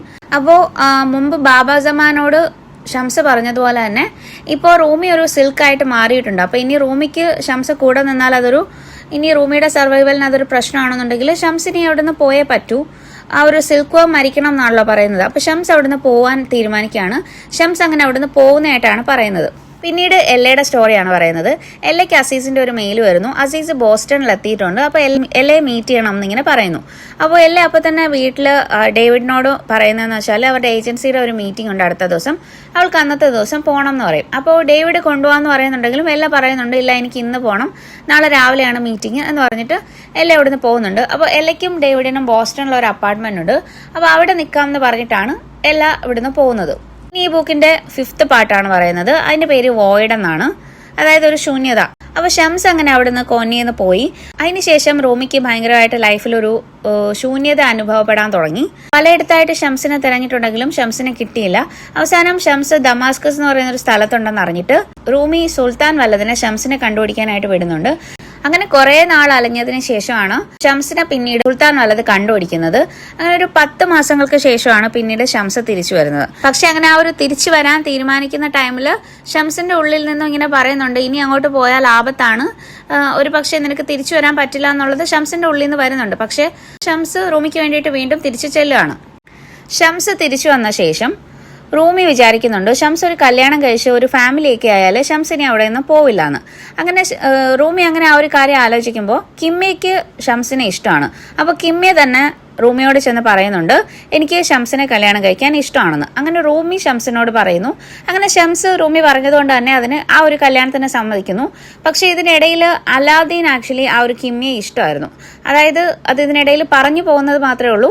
ഒരു വട്ടം അലാദീൻ ഇങ്ങനെ റൂമിയോട് പറയുന്നുണ്ട് കിമ്മിയെ കല്യാണം കഴിക്കണമെന്ന്. കാരണം കിമ്മിയ ആക്ച്വലി റൂമിയുടെ മോളെ പോലെ ആണെങ്കിലും അപ്പൊ അലാദീൻ അങ്ങനെ ഒരു താല്പര്യം ഉണ്ടെന്ന് പറയുന്നുണ്ട്. അപ്പൊ അന്ന് കിമ്മി ചെറുതായിരുന്നു. അപ്പൊ കിമ്മിയോട് ചോദിക്കണം എന്നാണ് പറയുന്നത്. പക്ഷെ ഇപ്പൊ കിമ്മിയ ഷംസിനെ കല്യാണം കഴിക്കണമെന്ന് പറയുന്നുണ്ട്. അങ്ങനെ അവരുടെ ആ ഒരു കല്യാണം ഉറപ്പിക്കുന്നുണ്ട്. ഷംസിന്റെയും കിമ്മിയുടെയും ഒരു കല്യാണത്തിന്റെ ആ ഒരു കാര്യം പറയുന്ന ടൈമിൽ കേര ഇങ്ങനെ പറയുന്നുണ്ട് ശരിക്കും ഷംസിനെ പോലെ ഉള്ള ഒരാൾക്ക് അങ്ങനെ ഒരു കല്യാണം കഴിച്ചുള്ള ഒരു ജീവിതമൊന്നും അതങ്ങനെ മുന്നോട്ട് പോകാൻ പറ്റുമോ എന്ന് അവൾക്കൊരു സംശയം ഉണ്ടെന്നൊക്കെ പറയുന്നുണ്ട്. അപ്പോൾ റൂമിയും പറയുന്നത് കല്യാണം കഴിച്ചു കഴിഞ്ഞാൽ ഷംസ് മാറുമായിരിക്കും. അപ്പോൾ അവർ ഉദ്ദേശിക്കുന്നതെന്ന് വെച്ചാൽ ഷംസിനെ മാറ്റുക എന്ന് പറഞ്ഞാൽ ഷംസിനെ ഇങ്ങനെ അവരെ വിട്ട് പോവാതിരിക്കുക, അവിടെ തന്നെ നിൽക്കുക. ഭാര്യയും കുട്ടികളും ഒക്കെ ആവുന്ന സമയത്ത് ഷംസ് അവിടെ തന്നെ നിൽക്കുമല്ലോ, അതാണ് അവർ ഉദ്ദേശിക്കുന്നത്. അപ്പൊ അതിനെക്കുറിച്ച് ഇതിൽ പറയുന്ന ഒരു ലൈൻ എന്ന് വെച്ചാൽ വർഷങ്ങളായിട്ട് എല്ലാ സ്ത്രീകളും കോമൺ ആയിട്ട് ചെയ്യുന്ന അതേ മിസ്റ്റേക്ക് തന്നെയാണ് വീണ്ടും കിമ്മിയും വിചാരിക്കുന്നത്. അതായത് കിമ്മിയുടെ ആ ഒരു സ്നേഹം കൊണ്ട് ഒരു സ്ത്രീയുടെ ഒരു സ്നേഹം കൊണ്ട് ഒരു പുരുഷനെ മാറ്റാൻ പറ്റും. അതായത് അവൾ വിചാരിക്കുന്നത് വെച്ചാൽ അവളുടെ ആ ഒരു സ്നേഹം കൊണ്ട് ഷംസിനെ അവൾക്ക് മാറ്റാൻ പറ്റും എന്നുള്ളത് വെച്ചിട്ടാണ് അവൾ ആ ഒരു കല്യാണത്തിന് സമ്മതിക്കുന്നത്. പക്ഷെ അത് അവൾക്ക് തെറ്റായി പോയി അവളുടെ ആ ഒരു കല്യാണം കഴിയുന്ന സമയത്ത് കിമ്മിക്ക് മനസ്സിലാവുന്നതായിട്ടാണ് പറയുന്നത്. അതായത് കല്യാണത്തിന് ശേഷം ഷംസും കിമ്മിയും കൂടി ഭാര്യ ഭർത്താക്കന്മാരായിട്ടുള്ള ഒരു ലൈഫൊന്നും പിന്നീട് അങ്ങോട്ട് ഉണ്ടായിരുന്നില്ല. കാരണം കല്യാണം കഴിഞ്ഞ ആ ഒരു നിമിഷം തന്നെ ഷംസിന് മനസ്സിലാവുന്നുണ്ട് ഷംസ് ആ ഒരു കല്യാണം കഴിക്കാൻ പോയത് അതൊരു മിസ്റ്റേക്കാണ്. ഷംസിന് അങ്ങനത്തെ ഒരു ലൈഫിനോടൊന്നും ഒരു താല്പര്യമില്ല എന്നുള്ളത്. ഒരു 6-7 മാസങ്ങൾ അവർ ഒന്നിച്ച് ഭാര്യ ഭർത്താക്കന്മാരായിട്ട് ജീവിച്ചെങ്കിലും ഷംസ് കിമ്മിയായിട്ടുള്ള ആ ഒരു ലൈഫിൽ ഒരു ഇൻട്രസ്റ്റും ഇല്ലായിരുന്നു. അപ്പൊ കിമ്മിയെ ഭയങ്കര വിഷമത്തിലായിരുന്നു. ആ ഒരു ടൈമിൽ കിമ്മിയ ഡെസേർട്ട് റോസിനോട് പോയിട്ട് ഹെൽപ്പ് ചോദിക്കുന്നുണ്ട്, ഞാൻ എങ്ങനെയാണ് ഷംസിന്റെ സ്നേഹം പിടിച്ചു വാങ്ങിക്കേണ്ടത് എന്നൊക്കെ. അങ്ങനെ അവള് ഷംസിന്റെ സ്നേഹം കിട്ടാൻ വേണ്ടിയിട്ട് പല രീതിയിലും ഷംസിനടുത്ത് ചെല്ലുന്നുണ്ട്. പക്ഷെ ഷംസ് അവളോട് അങ്ങനെ ഒരു താല്പര്യം കാണിക്കുന്നില്ല. അതിനുശേഷം പിന്നീട് കിമ്മിക്ക് ഒരു അസുഖം വന്നിട്ട് കിമ്മിയെ മരിച്ചു പോകുന്നതായിട്ടാണ് പറയുന്നത്. കിമ്മിക്ക് അസുഖം വന്ന ടൈമിൽ ആ നാട്ടിലുള്ളവർ ഷംസ് കാരണമാണ് കിമ്മിയെ മരിക്കുന്നതെന്നൊക്കെയാണ് പറയുന്നത്. പക്ഷെ അപ്പോഴും കിമ്മി പറയുന്നുണ്ട് കിമ്മിക്ക് ഷംസിനോടൊരു ദേഷ്യവും ഇല്ല എന്നാണ് അവൾ ആ ഒരു അവസാന നിമിഷവും പറയുന്നത്. പിന്നീട് എല്ലയുടെ കാര്യമാണ് പറയുന്നത്. എല്ല അസീസിനെ കാണാൻ വേണ്ടിയിട്ട് ബോസ്റ്റണിലെത്തുന്നു. അങ്ങനെ അവരവിടെ വെച്ചിട്ട് ആദ്യമായിട്ട് മീറ്റ് ചെയ്യുന്നുണ്ട്. ആ ഒരു പോകുന്ന ടൈമിൽ അവളുടെ മനസ്സിൽ ഒരുപാട് കൺഫ്യൂഷൻസ് ഉണ്ട്. അവിടെ ചെന്ന് കഴിയുമ്പോഴത്തേക്കും അവളിപ്പോൾ എന്തിനാണ് പോകുന്നത്, ഇനി അവിടെ ചെല്ലുമ്പോൾ അസീസിന് അവളെ ഇഷ്ടമാകുമോ, കുറച്ചുകൂടിയൊക്കെ അവളൊന്ന് അട്രാക്റ്റീവ് ആയിട്ടൊക്കെ പോകണം എന്നൊക്കെ വിചാരിക്കുന്നുണ്ട്. പിന്നീട് അവൾ ആലോചിക്കുന്നുണ്ട് അവൾ എന്തിനെ ചേഞ്ച് ചെയ്യണം. അവൾ ആ ഒരു ബുക്കിൽ നിന്ന് വായിച്ച് കുറെ ആ ഒരു റൂൾസ് ഒക്കെ വെച്ചിട്ടാണ് അവൾ എങ്ങനെയാണോ അങ്ങനെ തന്നെ അസീസ് അവളെ ആക്സെപ്റ്റ് ചെയ്യണം എന്നാണുള്ളത്. അങ്ങനെ അവൾ അവിടെ പോകുന്നു. അവിടെ വെച്ചിട്ട് അസീസിനെ കാണുന്നു. അവരവിടെ വെച്ചിട്ട് ഒരുപാട് സംസാരിക്കുന്നുണ്ട്. അപ്പൊ സംസാരിക്കുന്നതിനിടയിൽ എല്ലാം പറയുന്നുണ്ട് നമ്മൾ കുറച്ചുകൂടി മുന്നേ കാണേണ്ടതായിരുന്നു എന്ന് പറയുന്നുണ്ട്. അപ്പോൾ അസീസ് പറയുന്നുണ്ട് അങ്ങനെ മുന്നേന്നോ പാസ്റ്റും ഫ്യൂച്ചറും ഒന്നുമില്ല, നമ്മൾ ഇപ്പോഴത്തെ കാര്യമാണ് പറയേണ്ടത്. എല്ലാത്തിനും അതിൻ്റെതായിട്ടുള്ള ഒരു സമയമുണ്ട്. നമ്മൾ മീറ്റ് ചെയ്യേണ്ട സമയം ഇപ്പോഴായിരുന്നു. അതുകൊണ്ട് തന്നെയാണ് ഈ ഒരു ടൈമിൽ നമ്മൾ കണ്ടിരിക്കുന്നത്. ഇതാണ് ഇതിന്റെ കറക്റ്റ് ആയിട്ടുള്ള ടൈം എന്ന് പറയുന്നുണ്ട്. അതിനുശേഷം എല്ലാ അസീസിന്റെ അപ്പാർട്ട്മെന്റിൽ പോകുന്നുണ്ട്. പക്ഷെ അവിടെ വെച്ചിട്ട് അസീസ് അപ്പൊ അവളോട് പറയുന്നുണ്ട് നമ്മുടെ ഇടയിൽ ഒന്നും നടക്കാൻ പാടില്ല, കാരണം നാളെ ആലോചിച്ച് വിഷമിക്കേണ്ടി വരുന്ന ഒരു കാര്യങ്ങൾ നമ്മൾ ഇന്ന് ചെയ്യാൻ പാടില്ല എന്നുള്ളത് അസീസ് അവളോട് പറയുന്നുണ്ട്. പിന്നീട് എല്ലാം തിരിച്ച് അവളുടെ ആ ഒരു ബോസ്റ്റണിലുള്ള അവളുടെ അപ്പാർട്ട്മെന്റിലോട്ട് തന്നെ പോവാണ്. അതിനുശേഷം അസീസ് അവിടെ ബോസ്റ്റണിൽ 5 ദിവസം താമസിക്കുന്നുണ്ട്. ആ 5 ദിവസവും അസീസും എല്ലാം കൂടി അവിടെ ഒരുപാട് യാത്രകളൊക്കെ ചെയ്യുന്നുണ്ട്. അവർ തമ്മിൽ ഒരുപാട് അടുക്കുന്നുണ്ട്. അപ്പൊ അസീസ് പോവാൻ നിൽക്കുന്ന ആ ഒരു ദിവസം എല്ലാ അസീസിനോട് പറയുന്നുണ്ട് ഞാൻ ഡേവിഡിനോട് നിങ്ങളെ കുറിച്ച് പറഞ്ഞു. അപ്പൊ ഞാൻ ഒരുപാട് കള്ളമൊന്നും പറയാൻ നിന്നില്ല. ഞാൻ പറഞ്ഞു എനിക്ക് നിങ്ങളെ ഇഷ്ടമാണെന്നുള്ളത്, എനിക്ക് നിങ്ങളുടെ കൂടെ ആംസ്റ്റർഡാമിൽ വരണം എന്നാണെന്ന് എല്ലാം പറയുന്നുണ്ട്. അപ്പൊ അസീസ് പറയുന്നുണ്ട് അസീസിനും എല്ലേ കൂടെ കൊണ്ടുപോകണമെന്നാണ്. പക്ഷെ ഒരു പ്രശ്നമുള്ളതെന്ന് വെച്ചാൽ അസീസിനിപ്പോൾ ഒരു അസുഖമുണ്ട്. അസീസിന് ഇനി അധിക കാലം ജീവിച്ചിരിക്കില്ല. അസീസിന്റെ സ്കിൻ ക്യാൻസർ ആണെന്ന് അറിഞ്ഞിട്ട് കുറച്ച് നാളായി. അപ്പോൾ ഇനി കുറച്ച് നാളിലൂടെ അസീസ് ജീവിച്ചിരിക്കൂ. അപ്പോൾ ഇനി അസീസിന്റെ കൂടെ എല്ലാം വന്നു കഴിഞ്ഞാൽ അവൾക്കൊരു ഭാവി ഉണ്ടാവില്ല. അവളുടെ കുട്ടികളും അവളുടെ കുടുംബമൊക്കെ കളഞ്ഞിട്ട് അസീസിന്റെ കൂടെ പോയാലും അവർക്ക് ഒന്നിച്ചുള്ളൊരു ഭാവി ഇനി അങ്ങോട്ട് കാണത്തില്ല എന്ന് പറയുന്നുണ്ട്. അപ്പൊ എല്ലാം പറയുന്നതെന്ന് വെച്ചാൽ ഉള്ള സമയം മതി എന്നുള്ള രീതിയിലാണ് പറയുന്നത്. അതിനുശേഷം അവർ വീണ്ടും സംസാരിക്കുന്ന ടൈമിൽ അസീസ് ഇങ്ങനെ എല്ലയോട് പറയുന്നുണ്ട് ഞാനൊരു ഷംസ് അല്ല, എന്നെ കണ്ടപ്പോൾ നിനക്ക് ഷംസിനെ പോലൊക്കെ തോന്നി എന്ന് പറഞ്ഞെങ്കിലും നിനക്കൊരു റൂമി ആവാൻ പറ്റും. റൂമി ഷംസ് വന്ന ശേഷം ഒരു പോയറ്റായിട്ട് മാറിയതുപോലെ അതുപോലെ നിന്റെ ലൈഫിലും നിനക്ക് എന്താണോ ആവേണ്ടത് അതാവാൻ വേണ്ടിയിട്ട് ഇനിയും നിനക്ക് ടൈമുണ്ട്. നിനക്ക് ആ ഒരു ഡിസിഷൻ എടുക്കാനുള്ള ഒരു ധൈര്യം ഉണ്ടെങ്കിൽ ഞാനും നിന്റെ കൂടെ നിൽക്കും. അതിനുശേഷം നമുക്കൊന്നിച്ച്, അതായത് അവരൊന്നിച്ച് ജീവിക്കുന്നതിനെ കുറിച്ചാണ് പറയുന്നത്. അതിനുശേഷം നമുക്ക് ഒന്നിച്ച് കോന്നിയിൽ പോകണം, എനിക്ക് അവിടെ വെച്ച് മരിക്കണം എന്നാണ് അസീസ് പറയുന്നത്. അതല്ലാന്നുണ്ടെങ്കിൽ നിനക്ക് തിരിച്ച് നിന്റെ വീട്ടിലേക്ക് തന്നെ പോവാം എന്ന് അസീസ് പറയുന്നുണ്ട്. ഇനി വീണ്ടും ആ ഒരു ബുക്കിന്റെ ലാസ്റ്റ് പോർഷനിലേക്കാണ് വരുന്നത്. ആക്ച്വലി ഇതിനിടയിൽ എല്ലാം ആ ഒരു ബുക്ക് കംപ്ലീറ്റ് വായിച്ചിട്ട് അതിന്റെ റിപ്പോർട്ട് ഏജൻസിക്ക് അയച്ചു കൊടുത്തായിട്ടൊക്കെ പറയുന്നുണ്ട്. പക്ഷേ ബാക്കി സ്റ്റോറീസ് നമ്മൾ ഇപ്പോഴാണ് വായിക്കുന്നത്. അപ്പൊ അതിൽ പറയുന്നതെന്ന് വെച്ചാൽ സുലൈമാൻ എന്ന് പറയുന്ന ആ ഒരു മദ്യപാനിയായിട്ടുള്ള ഒരാള്, അയാള് ആ ഒരു മദ്യശാലയിൽ ഇരിക്കുന്ന ടൈമിൽ അവിടെ കുറച്ച് ആൾക്കാരും ചേർന്ന് സംസാരിക്കുന്നത് കേട്ടു. അപ്പൊ അവര് പറയുന്നത് ഷംസിനെ കുറിച്ചാണ്. അവരുടെ ആ ഒരു ഡിസ്കഷനിൽ അതിൽ നിന്നും അയാൾക്ക് മനസ്സിലായത് അവരെല്ലാരും കൂടി ഷംസിനെ കൊല്ലുന്ന കാര്യമാണ് സംസാരിക്കുന്നത്.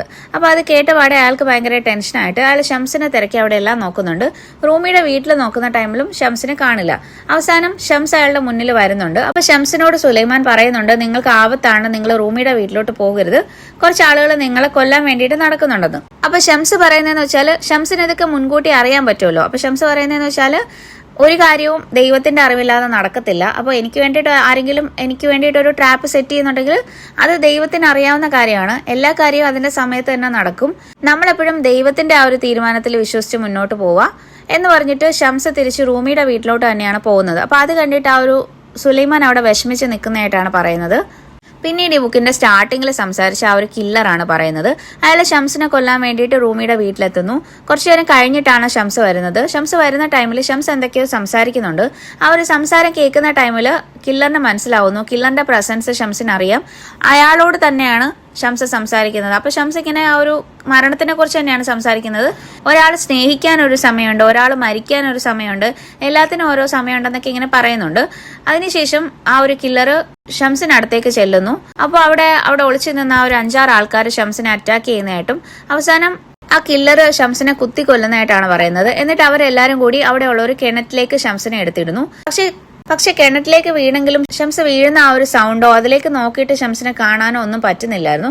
അതിനുശേഷം റൂമി അവിടെ ഷംസ് നീ എവിടാന്ന് ചോദിച്ചിട്ട് വരുന്നു. അപ്പൊ ആ ഒരു ടൈമിൽ ഇവരെല്ലാം അവിടെ നിന്ന് ഓടി പോകുന്നുണ്ട്. അങ്ങനെ റൂമി വന്ന് നേരെ ആ ഒരു കിണറ്റിൽ നോക്കുന്നു. എന്നിട്ട് ഇങ്ങനെ റൂമി കരയുന്നതായിട്ടാണ് പറയുന്നത്. എന്റെ ഷംസിനെ എല്ലാവരും കൂടി കൊന്നു എന്ന് പറയുന്ന ആ ഒരു സീനാണ് ലാസ്റ്റ് അതിൽ കാണിക്കുന്നത്. പിന്നീട് ഷംസിന്റെ ബോഡി കിട്ടുന്നതായിട്ടോ അതിനെക്കുറിച്ചൊന്നും പിന്നീട് പറയുന്നില്ല. അതൊരു മിസ്റ്ററി ആയിട്ട് തന്നെയാണ് നിൽക്കുന്നത്. അതിനുശേഷം അലാദീൻ റൂമിയോട് പറയുന്നതായിട്ടാണ്, എനിക്ക് ഷംസിന്റെ ആ ഒരു കൊലപാതകമായിട്ട് എനിക്ക് യാതൊരു പങ്കുമില്ലാന്ന്. അപ്പോൾ റൂമി പറയുന്നുണ്ട്, പക്ഷെ നിന്റെ ഡ്രസ്സിൽ ബ്ലഡ് ഉണ്ടല്ലോ. അപ്പൊ അത് കേട്ടിട്ട് അലാദീൻ ഡ്രസ്സിൽ ഫുള്ള് ബ്ലഡ് ചെക്ക് ചെയ്യുന്നുണ്ട്. അപ്പൊ തന്നെ മനസ്സിലാവുന്നുണ്ട് അലാദീൻ ആ ഒരു ഷംസിന്റെ കൊലപാതകത്തിൽ പങ്കുണ്ടെന്നുള്ളത്. അലാദീൻ ആണ് അവിടെ ആ ഒരു ആൾക്കാരോട് പറഞ്ഞത് ഷംസ് രാത്രി എന്നും ആ ഒരു കോർട്ട്യാർഡിൽ കാണും, അവിടെ ഇരുന്ന് മെഡിറ്റേറ്റ് ചെയ്യാറുണ്ട്, ആ ഒരു ടൈമിൽ കൊല്ലണം എന്ന് അലാദീൻ ആണ് പറഞ്ഞത്. പക്ഷെ ഷംസ് പോയെങ്കിലും ഷംസിന്റെ ആ ഒരു പ്രസൻസ് ഒരിക്കലും അവിടുന്ന് പോകുന്നില്ലായിരുന്നു. കാരണം റൂമിയുടെ സംസാരത്തിലായാലും റൂമിയുടെ ആ ഒരു പോയിട്രീസിലാണെങ്കിലും റൂമിയുടെ ഡാൻസ്, സൂഫി ഡാൻസ്, റൂമിയുടെ എല്ലാ കാര്യങ്ങളിലും ഷംസിന്റെ ഒരു പ്രസൻസ് പിന്നീട് അങ്ങോട്ട് ഉണ്ടായിരുന്നു. അതുപോലെ തന്നെ അലാദീൻ പറയുന്നതെന്ന് വെച്ചാൽ ഷംസ് വന്ന ശേഷം റൂമി എല്ലാരെയും ഒരുപോലെ കാണാൻ തുടങ്ങി, എല്ലാ ആൾക്കാരെയും സ്നേഹിക്കാൻ തുടങ്ങി. അപ്പൊ അതുകൊണ്ട് തന്നെ ഈവൻ ഷംസിനെ കൊന്ന ആൾക്കാരെ പോലും റൂമി ഒരിക്കലും വെറുക്കില്ല, അവരെയും സ്നേഹിക്കണം എന്നാണ് ഷംസ് റൂമിയെ പഠിപ്പിച്ചിരിക്കുന്നത്. പിന്നീട് എല്ലയുടെ ലൈഫിനെ കുറിച്ചാണ് പറയുന്നത്. ഇതിനിടയിൽ എല്ലാ അസീസിന്റെ കൂടെ അവൾ വീട്ടിൽ നിന്ന് അവളുടെ സാധനങ്ങളൊക്കെ എടുത്ത് പോകുന്നതായിട്ട് പറയുന്നുണ്ട്. ഇതിൽ ലാസ്റ്റ് സീനിൽ പറയുന്നതെന്ന് വെച്ചാൽ അവർ രണ്ടുപേരും കോന്നിയിലെത്തി. അപ്പൊ അസീസിന്റെ ആ ഒരു മരണസമയത്ത് കോന്നിയിൽ വേണം എന്നാണ് പറയുന്നത്. അപ്പൊ അവരവിടെ കുറച്ച് ദിവസത്തേക്ക് എത്തി. അതിനുശേഷം ഇപ്പം അസീസിന് ആ ഒരു അസുഖം സിവിയർ ആയി. അപ്പൊ അസീസ് അവിടുത്തെ ഒരു ഹോസ്പിറ്റലിൽ അഡ്മിറ്റ് ആണ്. ആ ഒരു സീനാണ് ലാസ്റ്റ് പറയുന്നത്. അങ്ങനെ അവിടെ വെച്ചിട്ട് തന്നെ അസീസ് മരണപ്പെടുന്നതും ആഗ്രഹം പോലെ തന്നെ ആ ഒരു കോന്നിയിൽ അടക്കുന്നതായിട്ടാണ് പറയുന്നത്.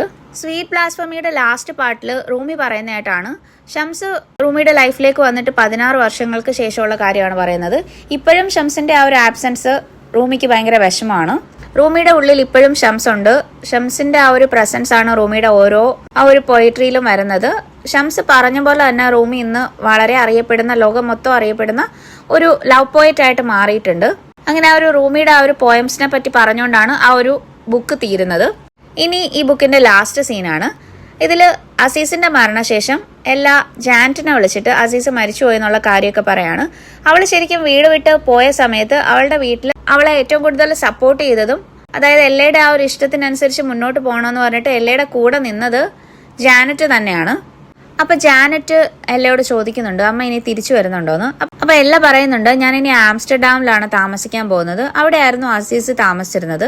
അപ്പൊ ഞാൻ ഇനി നിങ്ങളെയൊക്കെ കാണാൻ വേണ്ടിയിട്ട് വരാം, നിങ്ങൾ എന്നെ കാണാൻ ആംസ്റ്റർഡാമിലോട്ടൊക്കെ വരണം എന്ന് പറയുന്നുണ്ട്. പിന്നെ അവള് പറയുന്നതെന്ന് വെച്ചാൽ എനിക്കിനി ഒരു ജോലി കണ്ടുപിടിക്കണം, ഓരോ ദിവസവും എനിക്ക് എന്നെ സ്നേഹിച്ച് ഇനി എനിക്ക് വേണ്ടിയിട്ട് ജീവിക്കണം, ഞാൻ ഇനി പഴയ കാര്യങ്ങളെക്കുറിച്ചോ നാളെ എന്താവുന്നുള്ള കാര്യങ്ങളെക്കുറിച്ചോ ഒന്നും ആലോചിക്കുന്നില്ല. ഇപ്പം എന്താണോ ഉള്ളത് അതിനെക്കുറിച്ച് മാത്രമേ ഞാൻ ചിന്തിക്കുന്നുള്ളൂ. അങ്ങനെയാണ് ഒരു റൂൾ എന്ന് പറയും. അപ്പോൾ ജാനറ്റ് ചോദിക്കുന്നുണ്ട് എന്ത് റൂളാണെന്ന്. അപ്പോൾ അവളിങ്ങനെ പറയുന്നുണ്ട് അതാണ് 40 റൂൾസിലെ 40th റൂൾ എന്ന് പറഞ്ഞിട്ട് ആ ഒരു റൂള് പറഞ്ഞുകൊണ്ടാണ് ഈ ഒരു ബുക്ക് തീരുന്നത്. അപ്പോൾ ആ ഒരു ലാസ്റ്റ് റൂളിൽ പറയുന്നത് എന്താണെന്ന് വെച്ചാൽ നമ്മുടെ ലൈഫിൽ സ്നേഹം ഇല്ലാന്നുണ്ടെങ്കിൽ അതിനൊരു അർത്ഥമില്ല. A life without love has no account. അതിപ്പോൾ എന്ത് തരം സ്നേഹം വേണമെങ്കിലും ആവാം. നമുക്ക് നമ്മളോടുള്ളൊരു സ്നേഹമാവാം, അല്ലെങ്കിൽ മറ്റൊരു വ്യക്തിയോടുള്ളൊരു സ്നേഹമാവാം, എന്തെങ്കിലും സാധനങ്ങളോടുള്ളതാവാം, ദൈവത്തിനോടുള്ള സ്നേഹമാവാം. അതിപ്പോൾ എന്തും ആവാം. അതിനെ നമുക്ക് അങ്ങനെ ഒരു ലേബലോ ഒരു ഡെഫിനിഷനോ ഒന്നും കൊടുക്കാൻ പറ്റില്ല. സ്നേഹം എന്ന് പറയുന്നത് വളരെ പ്യുവർ ആൻഡ് സിമ്പിൾ ആയിട്ടുള്ളൊരു കാര്യമാണ്. അപ്പോൾ ഈ ഒരു റൂള് പറഞ്ഞുകൊണ്ടാണ് ഈ ബുക്ക് തീരുന്നത്. ഈ 40 റൂൾസ് ഓഫ് ലവ് എന്ന് പറയുന്ന ഈ ബുക്ക് ഇങ്ങനെ ഒരു പ്രോപ്പർ സ്റ്റോറി എക്സ്പ്ലനേഷൻ പോലെ ചെയ്യാൻ പറ്റിയ ഒരു ബുക്കല്ല. പിന്നെ എന്നെക്കൊണ്ട് പറ്റുന്ന രീതിയിൽ ഞാൻ ചെയ്തിട്ടുണ്ട്. കുറേ കാര്യങ്ങൾ ഞാൻ മിസ് ചെയ്തിട്ടുണ്ട്. ആ ഒരു ഫുൾ റൂൾസും എനിക്കിതിൽ ആഡ് ചെയ്യാൻ പറ്റിയിട്ടില്ല. കാരണം അത്രയും പറഞ്ഞാൽ കുറേ ലെങ്തി ആവും. ഞാൻ എല്ലാം പറയണമെന്ന് വെച്ചിട്ടാണ് തുടങ്ങിയത്. പക്ഷെ പിന്നെ എനിക്ക് മനസ്സിലായത് ഒരുപാട് ലെങ്തി ആവുന്നു. പിന്നെ എൻ്റെ ത്രോട്ട് ചെറിയൊരു പ്രശ്നം ഉണ്ടായിരുന്നു. അത് നിങ്ങൾക്ക് ഇടയ്ക്കൊക്കെ എവിടെയെങ്കിലുമൊക്കെ ഡിസ്റ്റർബൻസ് ആയിട്ടുണ്ടാവും. അപ്പോൾ അത് നിങ്ങൾ മനസ്സിലാക്കുമെന്ന് വിചാരിക്കുന്നു. അപ്പോൾ എൻ്റെ ഈ വീഡിയോ ഇഷ്ടമായിട്ടുണ്ടെങ്കിൽ എൻ്റെ ചാനൽ ഒന്ന് സബ്സ്ക്രൈബ് ചെയ്ത് സപ്പോർട്ട് ചെയ്യണം. എന്തെങ്കിലും സജഷൻസ് ഉണ്ടെങ്കിൽ കമൻറ്റിൽ അറിയിക്കണം. Okay, thank you.